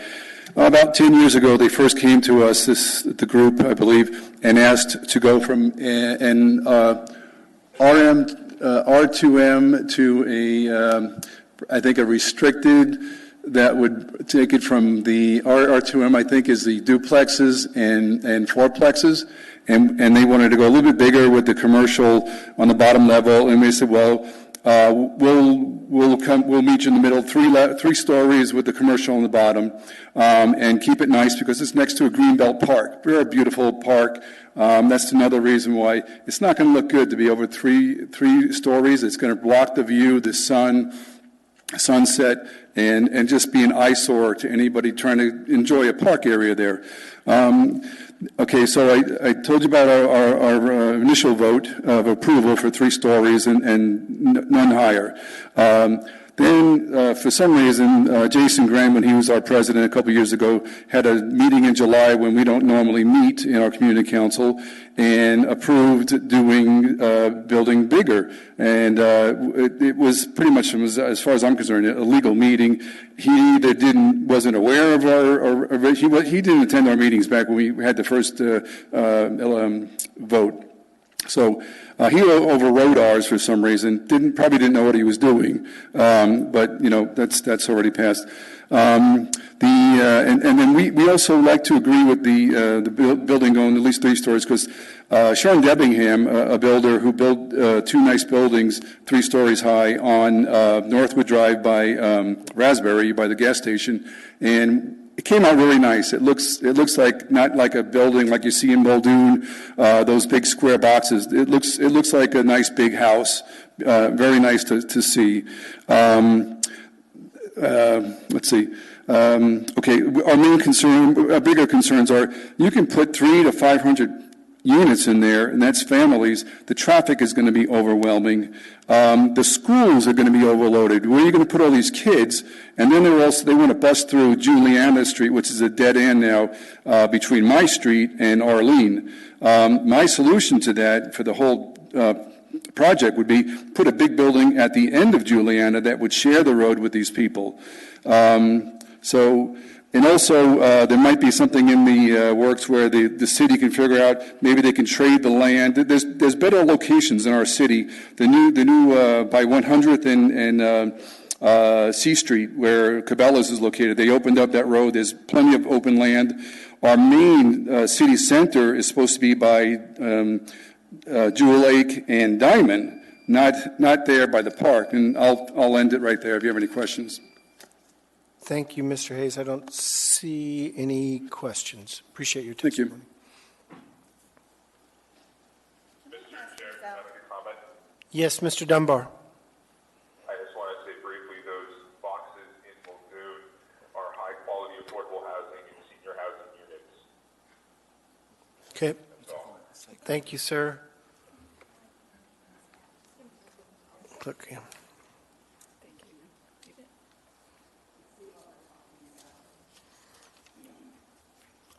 Welcome. Hi, I'm Cindy Kroon, Kroon, and I live right there also on this, and we've been speaking with these guys for a couple of years now, as everyone knows. Our biggest concerns is traffic. It's incredible how bad it is right now for the schools. In the morning, there's lines just to get up to Diamond High School that go clear around the large curve on Northwood there. They're wanting to put in about 400 parking spaces, underground spaces. And I understand where they're coming from. They're wanting to have a great community that will walk to the grocery stores and ooh la la and walk around, except we live in Alaska. You can't walk to the grocery stores and bring your groceries back home via walking. That's one thing. The kids walking to school in the morning is really scary. They've predicted this will generate 2,200 more vehicles in the area alone. And the size of the buildings is very scary. They can go up to 70 feet. They're probably not going to. They're saying 5 to 6 stories. It's just not appropriate on this particular land. There are places just down the road that would be way more beneficial. That could be changed. The zoning could be changed to those just a half mile down the way. And they also have more land to offer, and they're flat. This particular land, they're going to have to do a lot of work to make the land even work because the soil is so bad. Let's see. We're ground zero for this. This is I don't know if it's a experiment or what, but that particular thing is ground zero. It's be the first one of its kind, the R3A zoning there. And it's just, we're residents, we're residential. We've got people moving out of the area because of this. Some of them thought they had their houses sold, and then people found out about this and jumped out of the projects that they were trying to do. So it's just not an appropriate area to do it in. And that's our feelings on it. And I say a whole bunch of people did not show up here, and they just think I have a big mouth. Apparently, I'll get up here and talk for all of them. But, you know, it's nothing against these guys at all. It's just simply the business of it. So that's it. Thank you for your testimony, Ms. Thank you. Kroon, right? Yes, Kroon. You said at the bottom of your thing, no more sledding hill. I heard that discussion. Is it your impression that this will get rid of the sledding hill? I'm sorry, I couldn't hear you. You said on your document, no more sledding hill. Is it your impression this gets rid of the sledding hill? Well, they've assured us that the sledding hill will most likely remain there. Nobody can guarantee that because they're going to need a lot of room to spread all of that out. That's a lot of buildings on there. But they are trying to keep the sledding hill there. And they will own it, so they can do anything they want when it comes down to it, you know. If this passes, they assure me that they're not going to build a 7-story building. But again, nothing's going to stop that once this passes. Thank you, Cindy. Sure. I don't see anyone else in the queue, but thank you for your testimony. Sure. Thank you. Anyone else to testify on this item? You don't have to, but if you could, well, you need to come up now, but I was going to have people line up. Yes, sir. Yeah, Calvin Schrage, Schrage, lifelong resident. I've known JR for a number of years now and known him to be a good person that I think has been working through the community councils to try to make a project that works both for his needs, the community's needs, and the larger community as a whole. The 2040 land plan calls for higher density housing and more of these, you know, we know that we have a housing crisis here in Anchorage, and I think that this aims to produce more of that housing, something that we need. I think he's doing it in a responsible way. I think this is the kind of development we want to see. I think this is ground zero. He is the first person to go for this rezone, and I think it would send a terrible message as we try to develop more housing here in Anchorage, more affordable housing, if we were to squash this and deny the rezone. I think the community council, I have a lot of experience in the community councils. I know that there are oftentimes a lot of concerns, but those can be worked through, and I think JR is doing that, and I trust that he's going to make this project good for the community as well for his business interests. So I didn't have any prepared remarks, but I just wanted to come and speak in favor of the rezone. I think this is a good project that Anchorage needs. Thank you. Thank you, sir. Any other testimony on this item? Anyone at all? Seeing none and no one in the queue, I'll close public testimony. What's the will of the body? Second. Moved and seconded.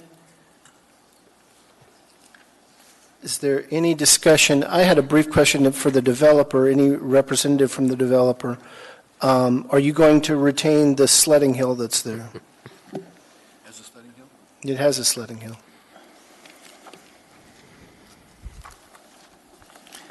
Actually, in the last meeting that we had last Thursday with Community Council, the Sand Lake Community Council, and some members of the Assembly and members from the Planning Department, we came up with actually a better idea is to actually improve the sledding hill and move it so it's actually onto the park property, maybe in the rear, and work with the Sand Lake Community Council to figure out what kind of design they want and what the best location would be for it, because that location there, whoever ends up building that, there's going to be a lot of extra dirt. Instead of shipping it down to a landfill somewhere, we just go ahead and use it right there. Okay, either keep the sledding hill or something better, huh? Yes, correct. Thank you. I'll let you guys discuss that offline. I just want to get your two positions on it. Yeah, I do have now some people in the queue. Mr. Weddleton, question or debate? Not a question. Okay, thank you, sir. Thank you. Under debate, then, Mr. Weddleton. I do recommend, I will support this and hope you will too. We did just recently approve the land use plan that specifically said we ought to be doing this kind of thing in this spot. So it'd be a little odd for us then to say, not really.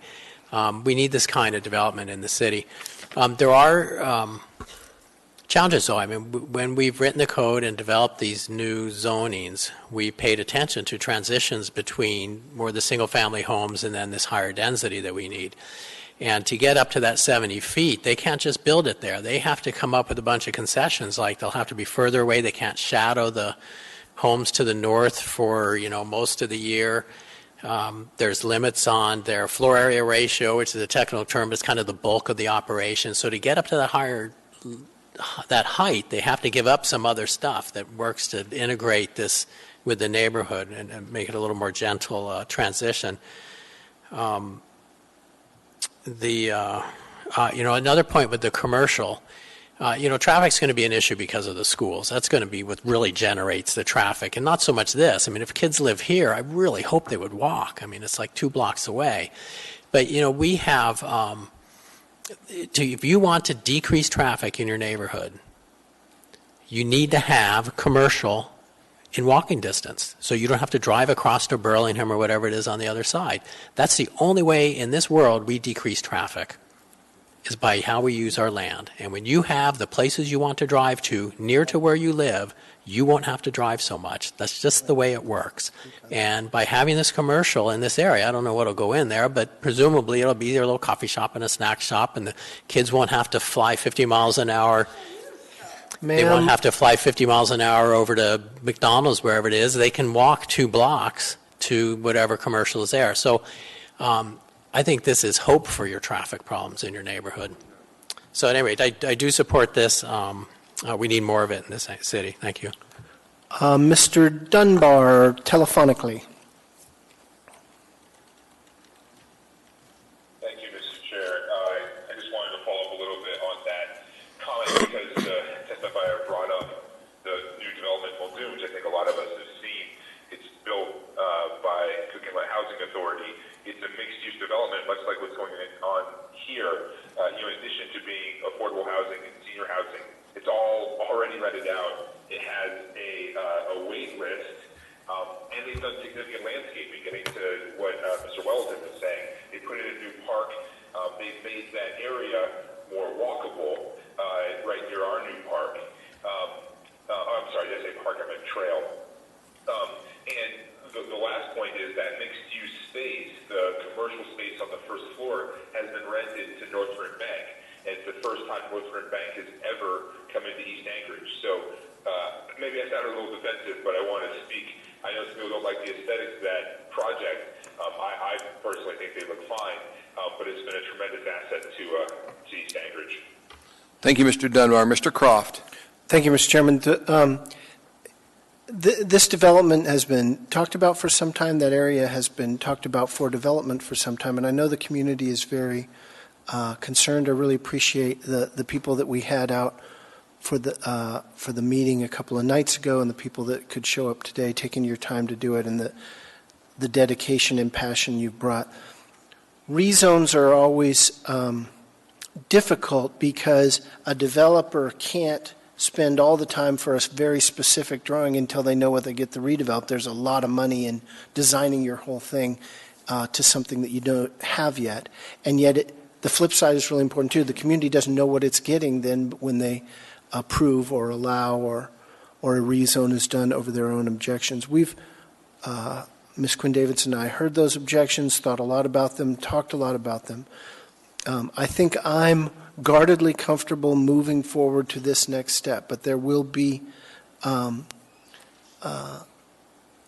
other approvals, particularly once we know more about the specific design and those aspects that the community is most concerned about, the traffic flow, the sledding hill, obviously, and the aesthetics of this project we'll be watching closely for. So this is a multi-phase process. This is the first part.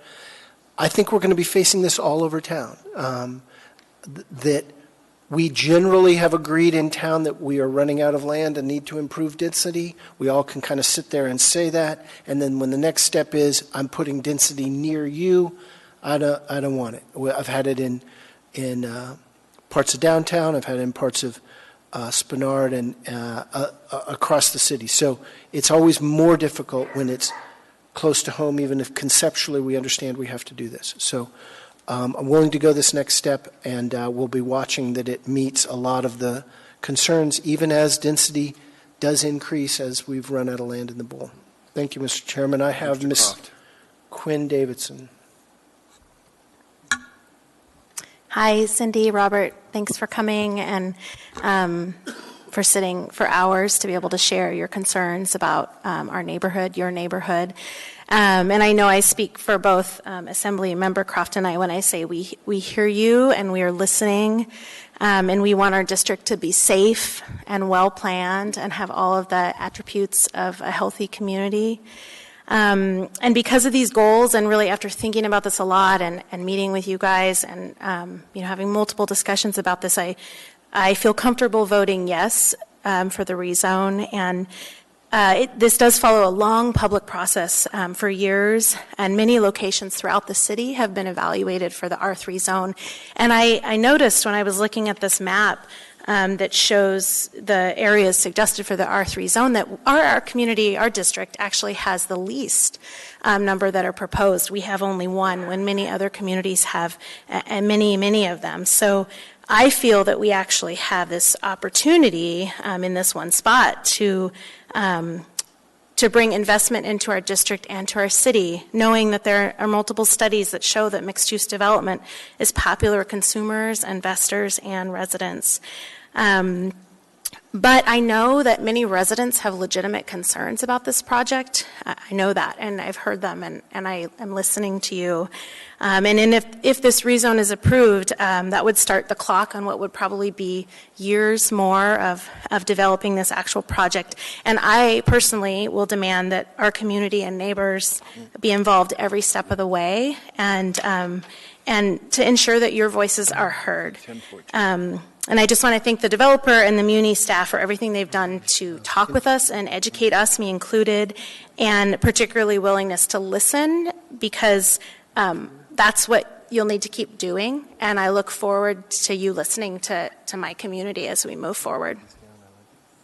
Thank you, Ms. Quinn Davidson. Mr. Traney, and then Ms. Borowski. Mr. Croft, I remember we brought this type of zoning forward, but we do need to have space if we're going to have this type of zoning out there. Why have it if you don't allow it to be done somewhere? I'll be supporting this. My concern is with the sledding hill. The problem is, who's going to accept the liability for the sledding hill? And that's, everybody wants a sledding hill. They've used one for years, but they never worry about who owns the land, who's ultimately going to get sued if some kid gets hurt on the sledding hill. So keep in mind, sledding hills are nice, but you've got to figure out who picks up the liability when an accident happens. I'll be voting for this, Mr. Chairman. Thank you, Mr. Traney. Esquire, Ms. Borowski. Definitely, I grew up in a neighborhood with very densely populated areas. I grew up in Mountain View.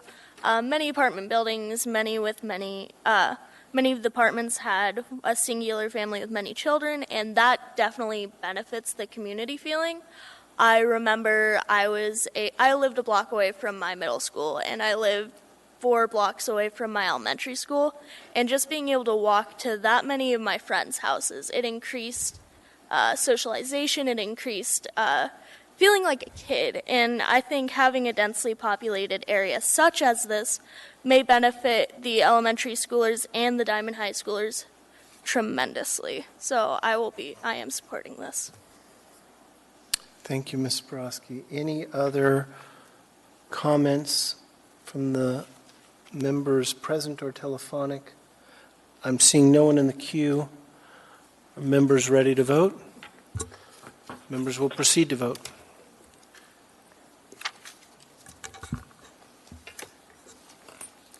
Mr. Dunbar, I'm sorry. Yes.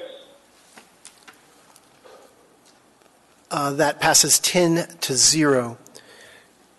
That was item 14M. The next on our agenda is 14N, ordinance number AO 2018-80, an ordinance amending the zoning map and providing for the rezoning from CEPLI, Chugach Eagle River Public Lands and Institutions, and CEPLIP, Chugach Eagle River Public Lands and Institution Parks, to CEB3SL, Chugach Eagle River General Business with Special Limitations, for remnant of Lot 20, Section 9, T15N, R1WSM, Alaska, and Tract 1, North Birchwood Subdivision, and Lot 3, thank you, and attached Assembly Memorandum Number AM 593, 2018.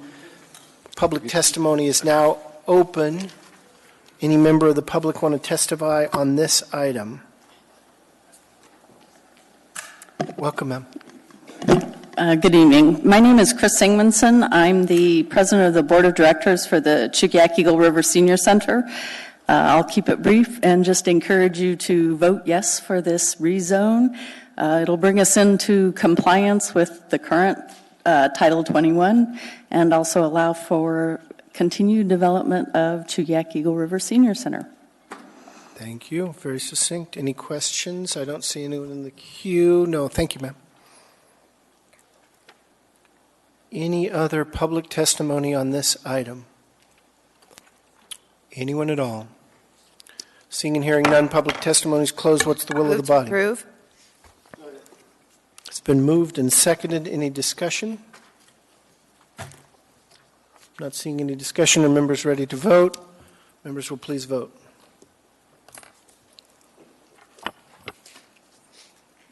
Mr. Dunbar. Yes. That item passes 10-0.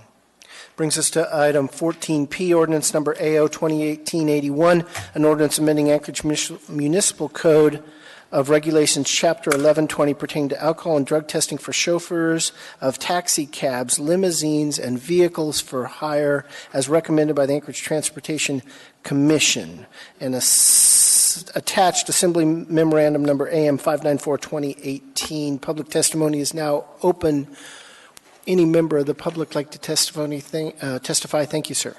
Okay. Well, my name is Mark Marion, and I think if you drug test the chauffeurs, it'll be very beneficial because we want to make sure that if the accident is caused not on their own, that they are not under the influence of drugs and alcohol and that sort of thing. And most of the taxi cab drivers are very safe on the roads, but this will be an extra requirement to make sure that they are safe. And of course, recently we had a cab driver that was ran over by a drunk driver at 80th and Old Seward, and I'm sure that driver probably was not drinking, but the other guy was. So, all right. Thank you, sir. Mr. Weddleton. No, actually, I think when you read this, I think now they are required to have a drug or alcohol test prior to getting their license. And what this does is removes that requirement. So only if they're in an accident would they get it. So this kind of makes it easier for them to get Well, it's my understanding from the ordinance 2018-6 that was passed, it removed the pre-drug screening and the testing from the ordinance completely. So they did not have to do a drug test to get a chauffeur's license. What this does is that this will make it so that if you are in an accident per se, then you will need to have drug testing to make sure that you were not under the influence of drugs and alcohol during the time of the accident.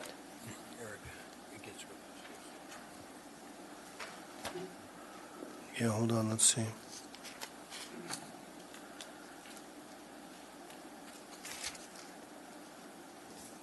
there a transportation inspector here?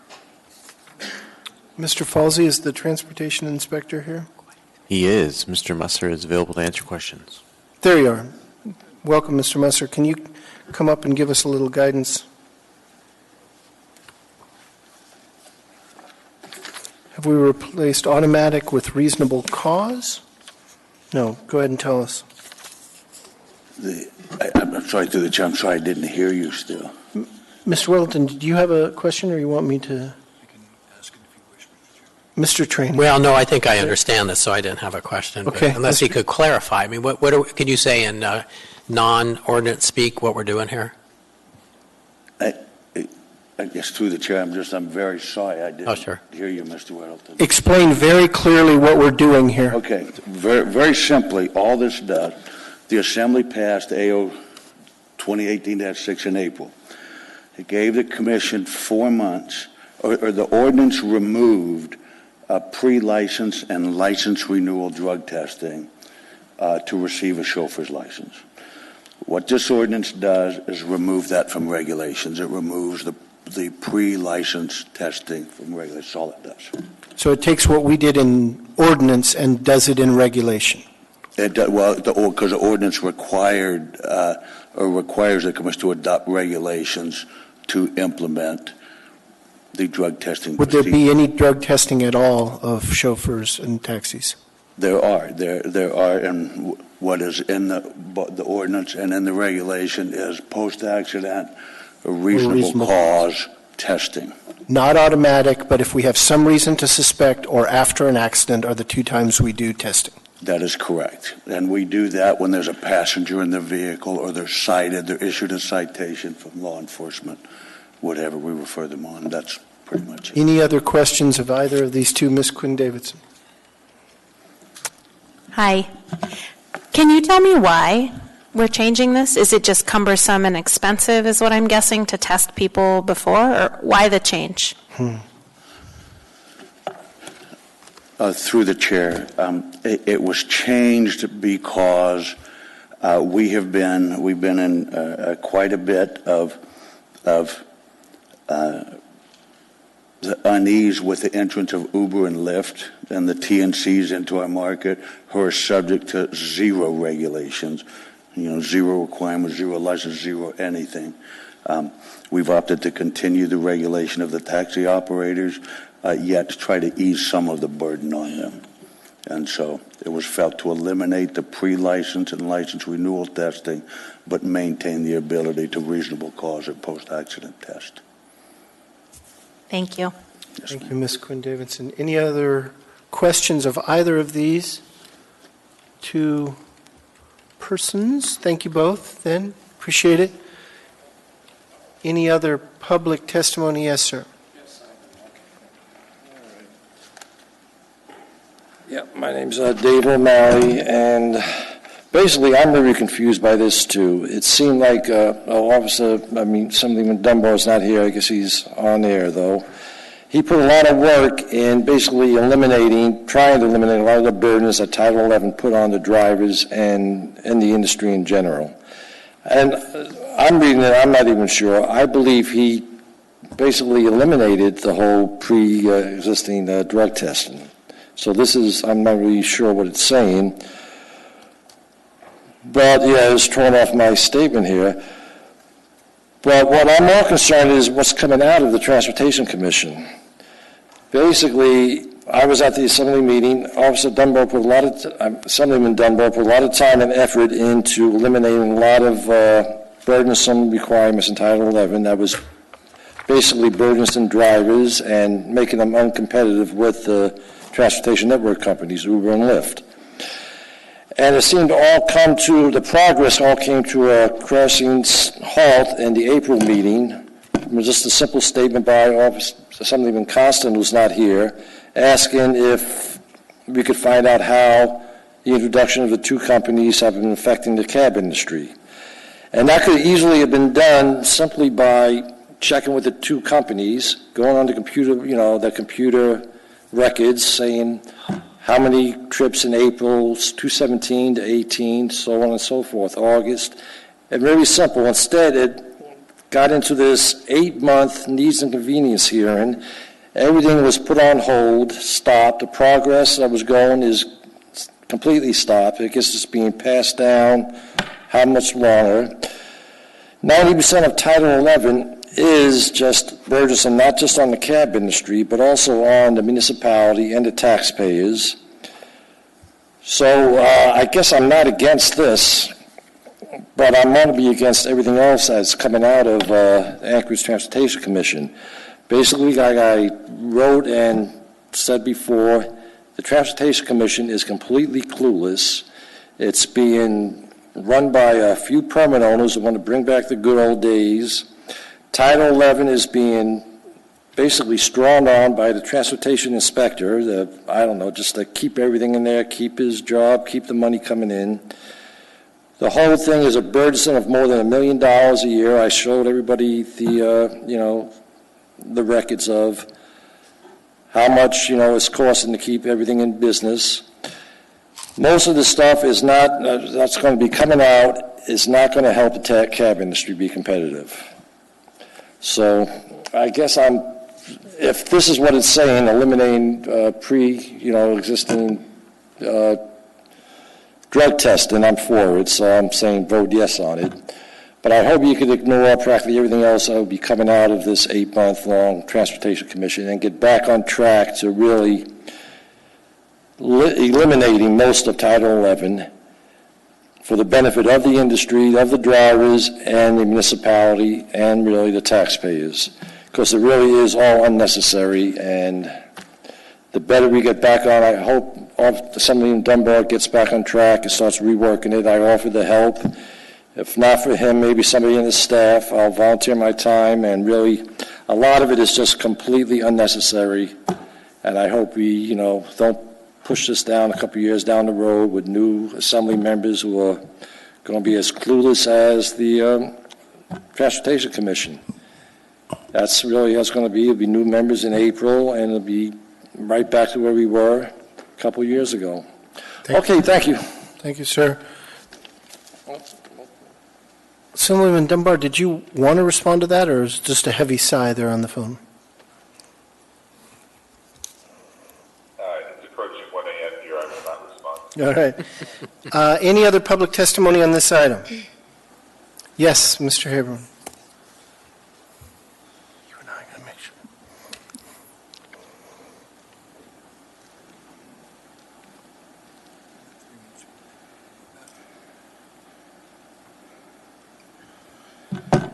I'll be brief. My name is Eugene Cole Haberman. I live in Madison Valley. I follow the public process. The public process done appropriately. Decision made by the governing body is more likely in public interest. I'll be very brief because I'm just going to talk about what I'm seeing here tonight with regarding this issue and what I've seen over the years. I remember the days when Amy Dabowski was sitting over there with respect while transportation meetings were happening. And there were a lot of people attending those meetings. And then when it came to the assembly, we had a lot of people from the industry, from that industry here to address their concerns. This was just a handful of years ago. And what I'm saying to you tonight is what's changed.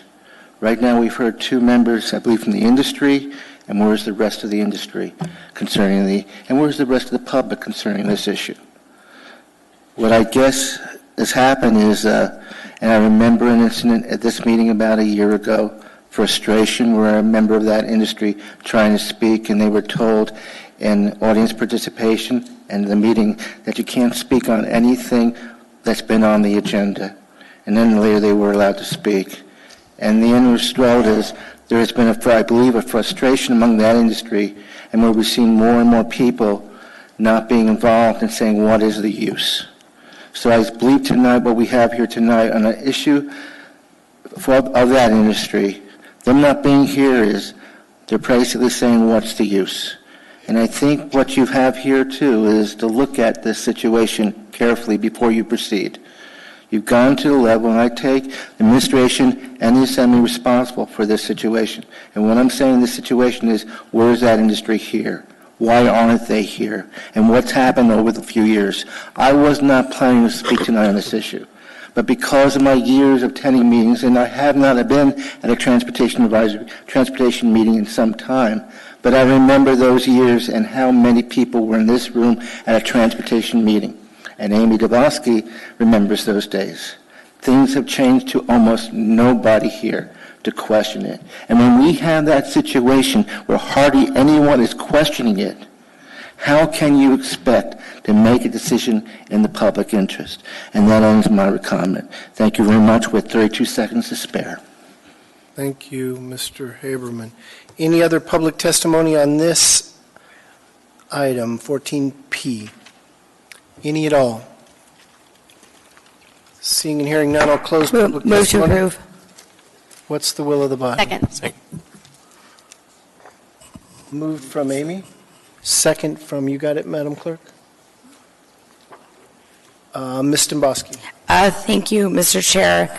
I would just like to channel Mr. Dunbar and say 3 minutes is a ceiling, not a target, because I think being succinct sometimes helps. I just want to point out to everybody, I think this might help. This is really a housekeeping issue. So back in April, and I think the reason the room isn't packed is because everybody pretty much knows what we were going to do because we passed it in the ordinance. Back in April, we indicated we were going to do this. And this is now, when that ordinance passed, it was basically said, okay, Transportation Commission, you have 4 months to go through and look at these regulations, make recommendations to us. Well, they introduced it like 5 months later, which I think is pretty good considering they're a volunteer commission. But this, to me, is not a substantial change or deviation from what we've already done. It's really just implementing it, in my view. Would you agree, Mr. Musser? Yeah. That's how he's shaking his head yes, Mr. Dunbar, in case you're wondering. So that's how I view this. I think this is a housekeeping issue. I urge everybody to vote yes. Thank you, Ms. Domboski. You got in under the 3-minute limit. Any other members who would like to be heard on this item? Mr. Weddleton, no? You were holding up your hand, no? Seeing no one, you ready to vote? Members may proceed to vote. Mr. Dunbar. Yes. That item passes 10-0. Mr. Dunbar wants to go to sleep, but I've been asked for a bathroom break, so a very brief at ease. I show 8:53. We'll come back here at 8:56. 3 minutes, Mr. Haberman.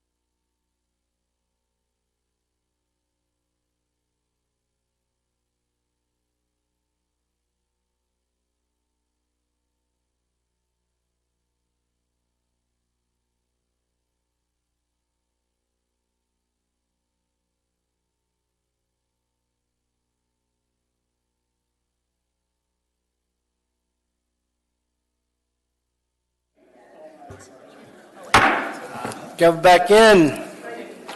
We spent 6 minutes instead of 3. I'm disappointed. In the meeting, sir. Okay. Brings us to Assembly Item 14Q, Resolution Number AR 2018-287. Resolution approving an administrative agreement, AMEA 2018-01, between the Municipality of Anchorage and the Anchorage Municipal Employees Association, AMEA, regarding the extension of negotiating committee member pay and associated Assembly Memorandum AM 597-2018. Public testimony is open. Is there any member of the public who would like to testify on this item? Anyone at all? Come on up, Mr. Haberman, and I'm just seeing whether anyone's coming behind you. Quiet tonight. You may begin your testimony, sir. Let me start my timer, please. Okay. My name is Eugene Carl Haberman. I represent myself. Follow the public process. The public process done appropriately. Decision made by the governing body is more likely in the public interest. I live in the Matson Valley. Now, what we have here, and please, I may be reading this wrong, okay? I'm perfect. And I only know one party is perfect, and that's the party upstairs, and I don't mean the administration. So we're talking about an extension of negotiations, and that's what we're talking about. They haven't reached any agreement except to extend negotiations, and if I'm wrong on that, I hope I'm not, but if that's the case, this is my concern. I'm not against negotiations, but I want to remind you of something I said previously and how you go into these labor contracts and what I've seen right in another community. And I believe you didn't do it here with this contract before going to negotiations. In the city of Wasilla, they do this. Before they go into negotiations, they introduce for public hearing the existing contract that exists. And then they have it at a later date, a public hearing on the existing contract that exists. And after that public hearing, then they go into negotiations. What that allows for is a situation for the public to respond to the existing contract and have suggestions, good or bad or whatever, that input before they go into negotiations. Now, I've seen the Anchorage does not do that, and I'm calling attention in that scenario because I don't think it's right. Because you need to hear from the people, but on all this stuff. But when you go into negotiation in labor, that's a very interesting issue. You need to hear from the people before you start. And as you go through the scenario, and this is what happens, after the negotiations are done, then like in the case of City of Wasilla, they will come to an agreement, and then they will bring that contract agreement for public hearing, introduce it for introduction, and have a public hearing. And so you have the existing contract. So you have a connection with the people. But what we have here is, and I may be wrong, is in this stage they're asking for more time to negotiate. But the fact is the missing link is the people. To connect with the people before you even begin. And I'm concerned about that because the end result is leaving out the public before negotiations start is more likely not going to be the public interest when the final so-called contract is provided to you. And I would hope also, remind you, that when it comes time that the agreement has been reached and it goes before you, you need to introduce it for public hearing and you need to have the full copy of that and have it for public hearing. Thank you. That ends my time. And any questions? I don't see any questions, Mr. Haberman. Any other testimony on this item 14Q? Seeing and hearing none, public testimony is closed. What's the will of the body? Move to approve. Second. It's been moved and seconded. Any discussion? Doesn't have anyone in the queue. Any discussion? Are you ready to vote? Members may proceed to vote.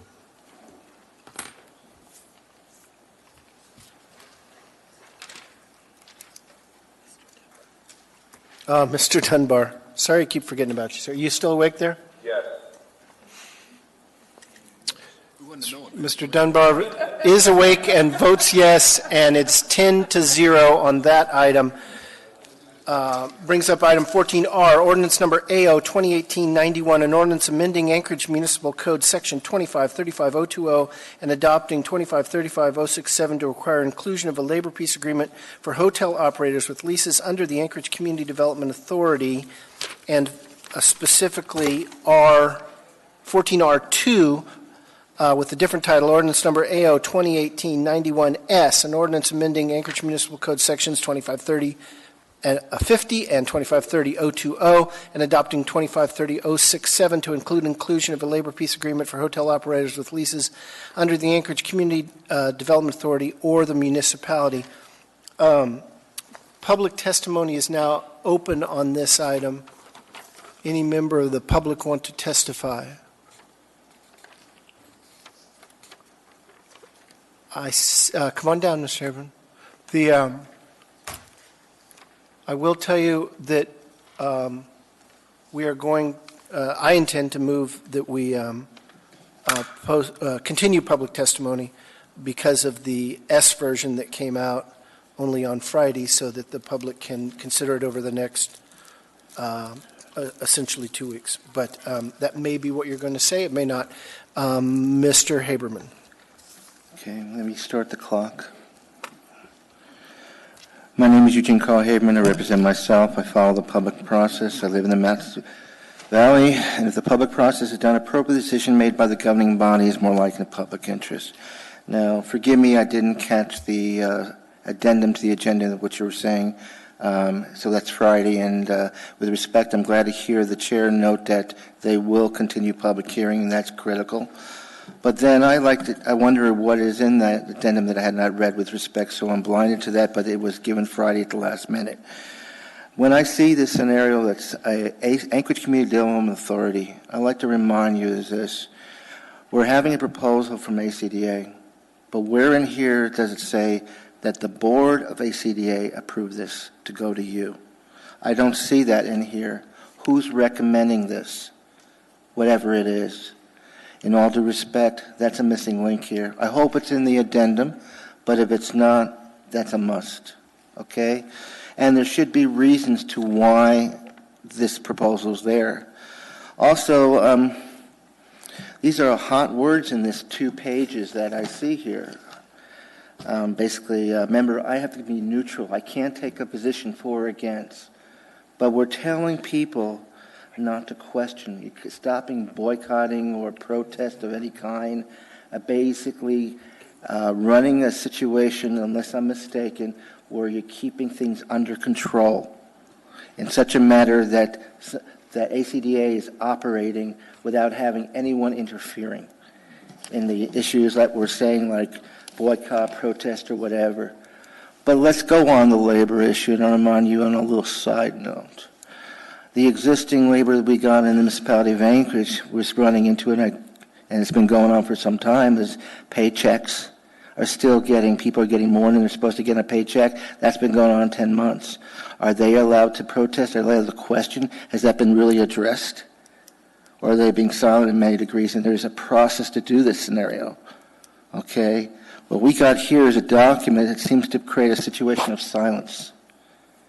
You are condoning a silent situation to allow for people to do something, the operators, ACDA, and to limit the amount of question, and so that the word was, let's not them interfere with the situation. It's going to affect the economy and whatever. Well, it affects the economy when you limit the public to question.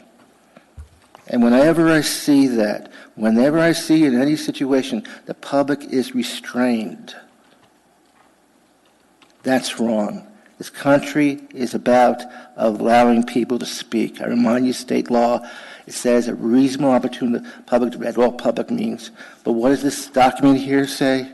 There's a restraint, and this is wrong. Thank you. Thank you. Any other public testimony on this item?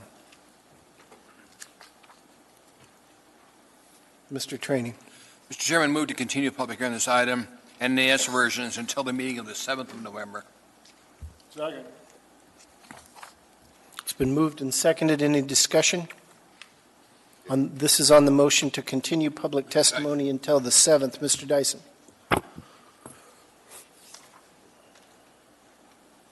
I'm having trouble digesting this. It appears to me to be bizarre. And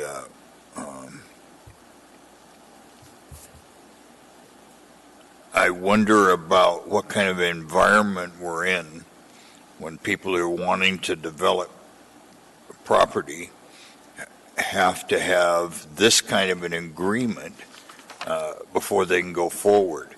It seems to me that some force out there is trying to say you got to buy peace before you can do investments in our community. And I don't get it.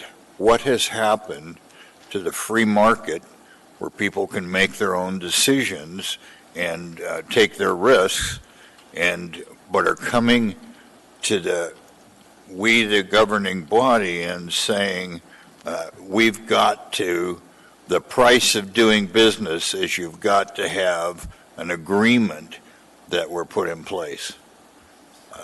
I want to hear from the ACDA on what the real world problems are and why, I don't want to exaggerate here, but the city has operated pretty well for 800 years, and now we need to have this kind of agreement in place for this category of property owned, in essence, by the public can go forward. It's an uphill fight to get my vote on this. Thank you, Mr. Dyson. On the motion to continue public hearing until 11/7, Mr. Weddleton. Oh, I'm okay with continuing that, but I also had some questions that... well, that's the motion before us. Okay, so I will. So, but then we're done, right? But if that passes, then I don't get to say my little points, right? But I want to give you some questions so you can answer them before that meeting. Okay. And because of open meeting laws, we can't do it through email and willy-nilly, right? We can have a work session and do it. Well, then go ahead. I mean, it does need to be germane, but I think it can be germane. I support the motion to continue, and in the meantime, I'd like to learn these things, so that's fine. I support the motion to continue. In the meantime, I'd like to learn these things. I would like Mr. Haberman said, what does the ACJ board say about this? I would expect this would come from them if they were interested in it. And then reading it, I was confused. Is this about workers building a hotel or about the operating staff once it's built and functioning? And that's not clear to me. And then a labor peace agreement, I want to know how that compares to a CWA or PLA, because we just had our big change regarding those, and why not just do a CWA here? And then what for municipal projects in particular, would this apply to the Tudor Elmer development, or are there other projects coming ahead soon that this would solve? And then how many hotels are built by union now, if that's what this is about, and when have there been slowdowns and problems? I mean, what is the problem this seeks to fix? And so I'd like to know those things, because I'm really at a loss on this at this point. Thanks, and I support extending. Thank you. Mr. Traney. Mr. Chairman, the issue is, shall we continue this till the meeting of the 7th of November? Madam Clerk, could you see if we can set a work session up? Because I think there are questions that need better answered at a work session on this item, and this is up to the Chairman of the Assembly. But there's a lot of questions here, and a work session would allow us to get that information out, ma'am. Mr. Chair, the sponsor had asked for a work session, and I have proposed one on November 2nd. So we just need to confirm the date, and we'll send the notice, or the time. Thank you, Mr. Traney. Madam Clerk, Mr. Gates. Thank you, Mr. Chair. I just wanted to mention to Mr. Weddleton's comment about why not use a community workforce agreement, that Title VII doesn't apply to the ACDA, so they wouldn't have to follow that recent community workforce agreement requirement with their construction projects. So they're exempt from Title VII under 2535-60C. Thank you, Mr. Gates. Any other debate on the motion to continue public hearing on this item until November 7th? I don't see any. You ready for the vote? Members may proceed to vote. Mr. Dunbar. Oh, I see. Mr. Dunbar is excused.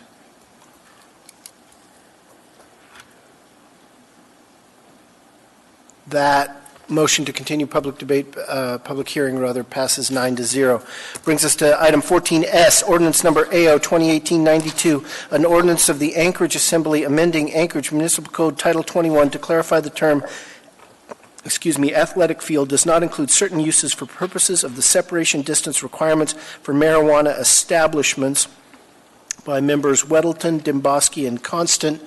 Public testimony is now open. Any member of the public would like to testify on this item? Any member of the public on ordinance AM 2018-92 on athletic fields? Seeing and hearing none, public testimony is closed. What's the will of the body? Move to approve. Second. It's been moved and seconded. Any discussion? I don't see anyone in the queue. Any discussion from the assembly members? Seeing none, Madam Clerk, you ready to vote? Members may vote. So he's gone for the night. That item passes 9-0. Brings us to item 14T, resolution number AR 2018-308, a resolution appropriating $254,551 of area-wide general fund balance to the Office of Economic and Community Development operating budget for payment of the George M. Sullivan Sports Arena 2017 net operating deficit and associated assembly memorandum AM 606-2018. Public testimony is now open. Any member of the public may testify on this item. Any member at all? Seeing and hearing none, public testimony is closed. What's the will of the body? Move to approve. It's been moved and seconded. Any discussion? Mr. Trainey. Thank you, Mr. Chairman. I'll be a no vote on this, as I was last year. I'm sorry, this organization keeps running a deficit. I've seen no steps they've taken to reverse that deficit. And as long as we're the banker in this, they have no incentive to improve their performance, because they know we'll go to general fund to appropriate money. And I'm not going to do that, so you'll be voting for this without me participating. Thank you, Mr. Chairman. Thank you, Mr. Trainey. Ms. Domboski. Thank you, Mr. Chair. Through the chair to Mr. Falsey, we've had discussions about this contract in the past. What is the probability or likelihood we could renegotiate this portion of the contract that makes us make up their deficits? Through the chair, I think I invite some assistance from Chris Schutte. These contracts live in the Office of Economic and Community Development. I think they are term contracts, so they have to be renegotiated on some schedule, but I'll let Chris edify us. Well, you just did all my work for me.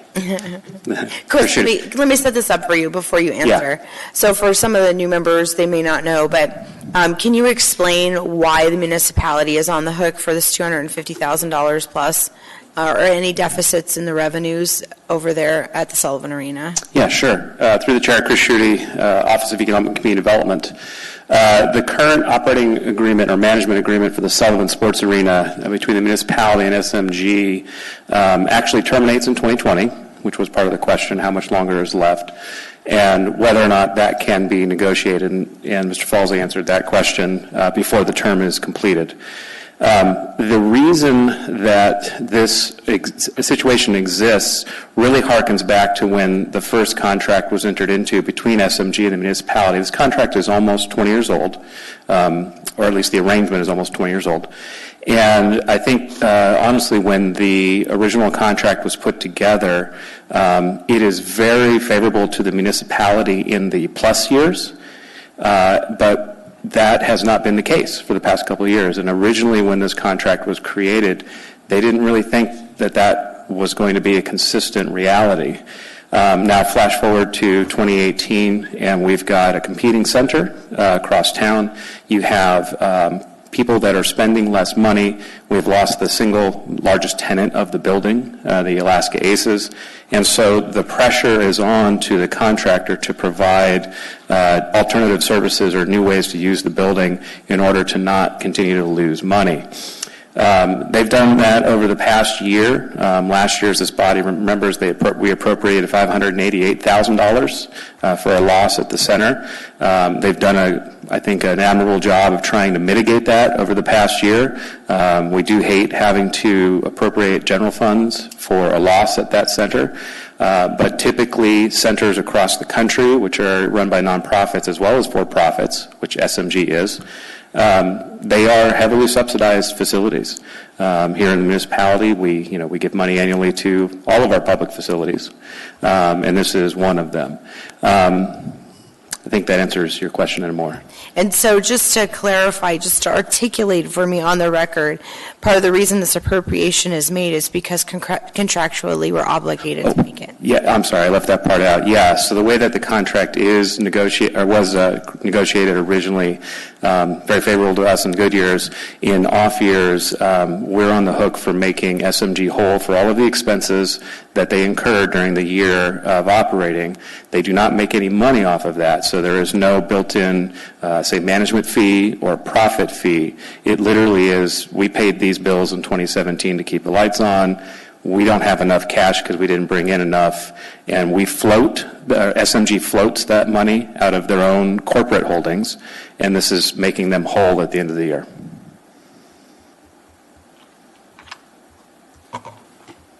Mr. Schutte, quick question. Thank you, Mr. Chairman. How many other things does SMG negotiate for us, manage for us? Could you ask that again? I'm sorry. How many other areas does SMG manage for us? Sullivan, what else? Yeah, we've got the Sullivan Arena, we've got the ice arenas, we've got both the civic and convention centers. How are they doing economically? Are we still going to have to support them, or are they showing a positive sign to the money coming in? All of the facilities, with the exception of the ice facilities, which do handle pretty well, are annually subsidized. Denina, Egan, all of those facilities. Now, the difference being that those are covered through bed taxes as opposed to general funds. Mr. Schutte, last year we were talking about this. There was some indication that we could simply break the contract because SMG had not lived up to their contract. Was that explored at all? Through the chair, no. Technically, they are executing their contract, or they're following the terms of the contract. So there are cases in which they would be in violation of the contract, but they haven't achieved that yet. And one example quickly from the Sullivan in particular is they are not allowed to deviate a fixed percentage beyond what they budget originally. So if they came to us with a budget of $10 and they ended up spending $20, that would exceed the threshold set in the contract by which they are not allowed to expend funds. That would be considered a breach of contract, and they would be on the hook for all the money they spent. That's an oversimplification, but we haven't actually triggered that yet. Thank you, sir. Yeah. Appreciate it. Thank you, Mr. Trainee. Mr. Weddleton. Oh, thanks. I think it stinks to have to pay this, but we have to do it. But I would say there's a comment that SMG doesn't have an incentive to decrease or to perform better. And looking at the financials we have here, their revenues went down $160,000, but their costs went down $380,000. So it does look like they are working it, and hopefully we'll turn the corner eventually. But it's not like they flagrantly kept spending because it's our money. Thank you, Mr. Weddleton. I was just going to add to that. One of the things to remember is that this is a for-profit national, maybe even international company. They make money at the business that they run. This is a facility where they don't make money. We are recouping or repaying costs that they incur and losses that they incur. There is less incentive, I would agree with you, there is less incentive, but ultimately they have obligations to deliver returns to their shareholders, and they're not delivering at this facility. Thank you, Mr. Schutte. Mr. Peterson. Thank you, Mr. Chairman. And so we bought some artificial turf last year, and I thought they were supposed to start having some games. Is that in the works, still in the planning stages, or is that going to happen this winter? Through the chair, yes. So we have we've got an outstanding legislative grant for the facility, and it's about to expire. So we have been finding ways to spend it. One of those ways at the facility was to purchase artificial turf that can be installed, removed relatively easily, giving them more flexibility for programming events at the center. What they found out we purchased it. What they have found out after their first season of use is that it actually is easier to install across the parking lot in one of the Boki rinks and keep it up for longer rather than having to switch out between ice, turf, and they can successfully book some of the leagues or sports or events for longer periods without having to remove it. So while we started down the path of trying to find alternative uses for Sullivan with the turf, turns out it actually functions better at the rink across the street, across the parking lot. And actually, because the way the contract is crafted, the contract is actually for all of those facilities under one contract. So doing that helps the overall budget picture for all three. Okay, great, thank you. Thank you. Any other questions for Mr. Schutte? Any other debate or comment from Assembly members? Ready for the question? Members will proceed to vote. Yeah. That passes 8-1. Brings us to item 14V, as in Victor, resolution number AR 2018. Is it you? Oh, I crossed off you and I didn't cross off. You're right. 14U, resolution number AR 2018-310, a resolution of the municipality of Anchorage appropriating $123,916.45 of litigation settlement proceeds and other associated revenues to the Anchorage Roads and Drainage Service Area ARDSA Capital Improvement Fund, all within the project management and engineering division to be utilized for roads and drainage program. Nope. Public testimony is now open. Anyone wish to testify on this item, road and drainage program? Anyone at all? Seeing and hearing none, public testimony is closed. What's the will of the body? Second. It's been moved and seconded. Any debate or discussion? I have no one in the queue, and I'm seeing nobody. So are members ready to vote? Members may proceed to vote.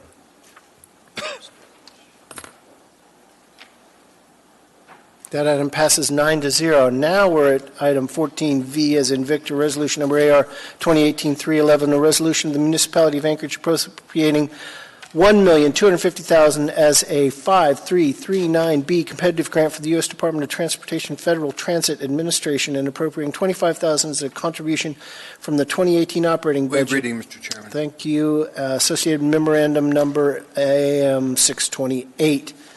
Public testimony is now open. Any member of the public want to testify on this item? Anyone at all? Seeing and hearing none, public testimony is closed. What's the will of the body? Second. It's been moved and seconded. Any discussion? No one in the queue. Seeing no discussion, are members ready to vote? Members may proceed to vote.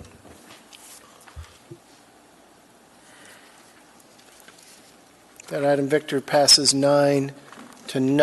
Brings us to item 14W, Whiskey, resolution number AR 2018-312, a resolution of the Anchorage Municipal Assembly stating its protest regarding the new restaurant eating place liquor license number 5718. Goodbye, Ms. Borowski.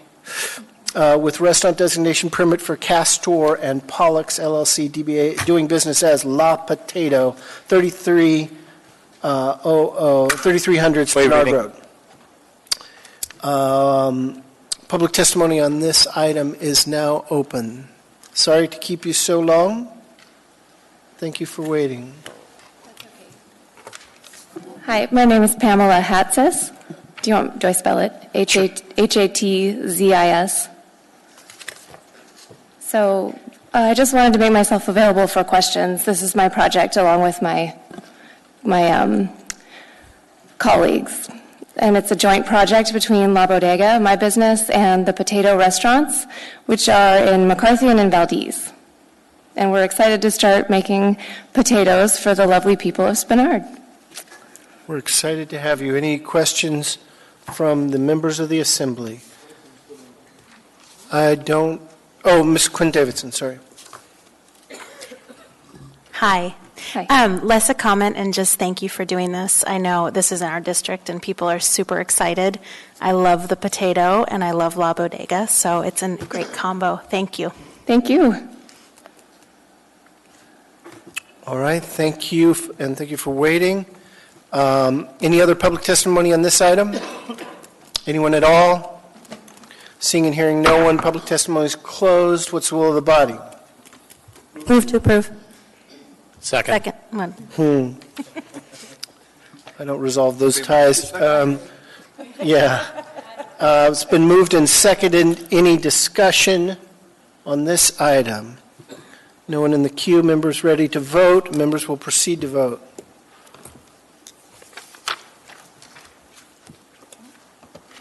That item passes 9-0.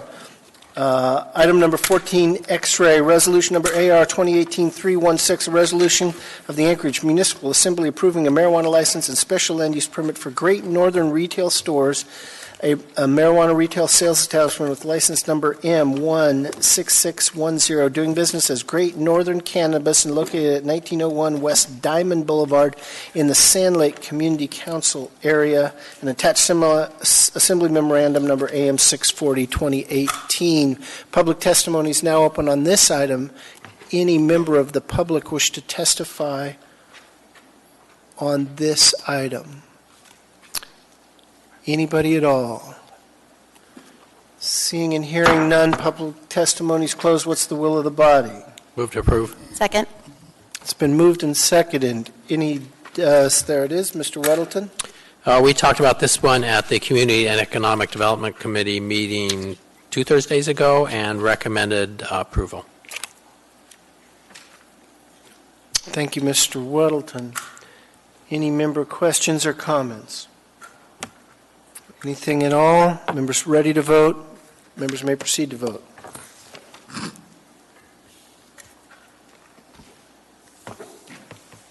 That item is passed 9-0. Brings us to special orders. Any special orders from the members of the Assembly? I have no one in the queue. Mr. Dunbar and Mr. Constant have gone to bed. Audience participation. Welcome to come up. General rule on audience participation is that it can't be on an item that we have allowed public testimony on or you've participated on earlier in the meeting. Welcome, though. Thank you. My name is Teresa Coop, and while I understand that Mr. Darrell Hess has been reappointed on a consent agenda this evening, I would like to address you. I think some of you or all of you should have received a notice from someone who is supporting me in my request for some attention on an issue. I was unfairly, unjustly, and incorrectly accused and not proven guilty, but written up in a report by Mr. Darrell Hess. And it succinctly completed my career as a 5-year critical incident chaplain for the state, or for the city of Anchorage, for the Anchorage Police Department and for the fire department. At the time that I was accused, it was that I gave away just carelessly after an event I was called out to, that I carelessly gave away information in a public setting regarding a suicide that I was sent to. I was also accused of posting information about a tragedy that I was first responder to as a chaplain. It was said that I posted a video about some of the very precious and sacred information that happened on an event that was a tragedy, and that I tried to raise money from that. That did not happen. Within hours of the event happening, and I'm not going to go over the whole report here because it is available, but within hours of these 2 little girls being hit by a drunk driver, it was being posted in the media that this was an alcohol-involved event. 10 months after that event, for about 90 seconds in a video where I was inviting people to come closer to pain when people have had desperate things happen in their lives. I mentioned that. I did not break the news to the public that this was a drug or an alcohol-related event. But what has happened is Mr. Hess took one witness allegation of another person who was dispatched to that scene and gave that person, he took her accusation that I carelessly divulged information and wrote an entire report about it. He went hunting for information. He said things like, well, we know that stuff was going on in APD at the time where it was chaotic, and they did not contest any of this except for took full responsibility for me. But he said I did not have a background check. He said that I did not have a driving record. The fact is my background check was held by the very person that helped him put his report together. That file was destroyed when I went looking for it when I separated from that group. It was also said that APD did not choose to keep me on as their lead chaplain, and it wasn't in writing. Can you wrap up? I can wrap up. I am asking you to go back and look at this report, because the one person he found justified, I had to sue, who then came back and said, I made misstatements. And that person was found in front of Judge Hopwood in the Superior Civil Court in an out of... Thank you, ma'am. We're going to have to ask you to wrap up. Okay. Your 3 minutes are up. I'm telling you that she stood in front of me and said I made misstatements on the one and only thing that Hess found justified. Thank you. So I'm asking you to look into that. Appreciate it. I have no... And to not protect that man anymore. Thank you for your testimony. Anyone else under audience participation?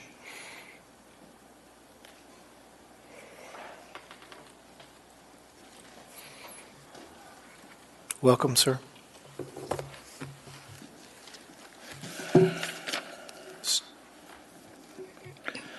My name is Eugene Carl Haberman. I live in the Madison Valley. I follow the public process. The public process done appropriately. Decision made by the governing body. It's more like the public interest. What I'm going to recommend you tonight is to institute a change of situation in how you handle your meetings with regard to assembly meetings, assembly committee meetings, as being held outside this room. I'm proposing that you move all those meetings into this room. Why? Number one, parking. Number two, a situation where everyone could be heard clearly on a mic. Number three, and the most important is this, and when you have and also have this, a video audio of all assembly committee meetings in this room, because that's what you got available to you, but you have to, budget or whatever. But what that would do is all these different committee meetings that you have, whether it's on marijuana, or when you had, example, last Friday, you had a assembly meeting dealing with a budget with all the departments, providing you with, through the administration, the budget before we went to public hearing tonight. That is very valuable for the public to be able to connect in what you're doing, what is being said by the administration departments and yourself before that public hearing happened tonight. And you're leaving the public out of touch when you establish yourself in the way you've done over the years. Some of you are new, but it's been going on for years, where the public is isolated to what you do. There are other issues, obviously, when you hold these meetings at times when people work, but a good start would be is to have these committee meetings where you're sitting, and to have the staff come here, Midtown, and the public, if they do miss, they have that video audio. Another thing on the connection of is how I would do it is have these videos connected, and you have the agendas out, not handed out at the meeting, but way out in advance, like you do with assembly meeting, a regular assembly meeting, so the public can see what's going on, and not a couple of minutes before the start of a committee meeting. And all the packets and stuff that these department people bring to your attention is part of a meeting, but it's provided way in advance so the public can see it and look at it, digest it, and say, I want to attend that committee meeting. But what you do is create a situation that the public is basically blinded to your committee meetings, and to say they have to roll the dice and say, do I go to this meeting? Maybe it's of something of interest. But then they don't have a chance to evaluate what's before you. And let me return that one more step. You do not have a chance to see that information until the meeting, time of the meeting. Thank you very much. Any questions?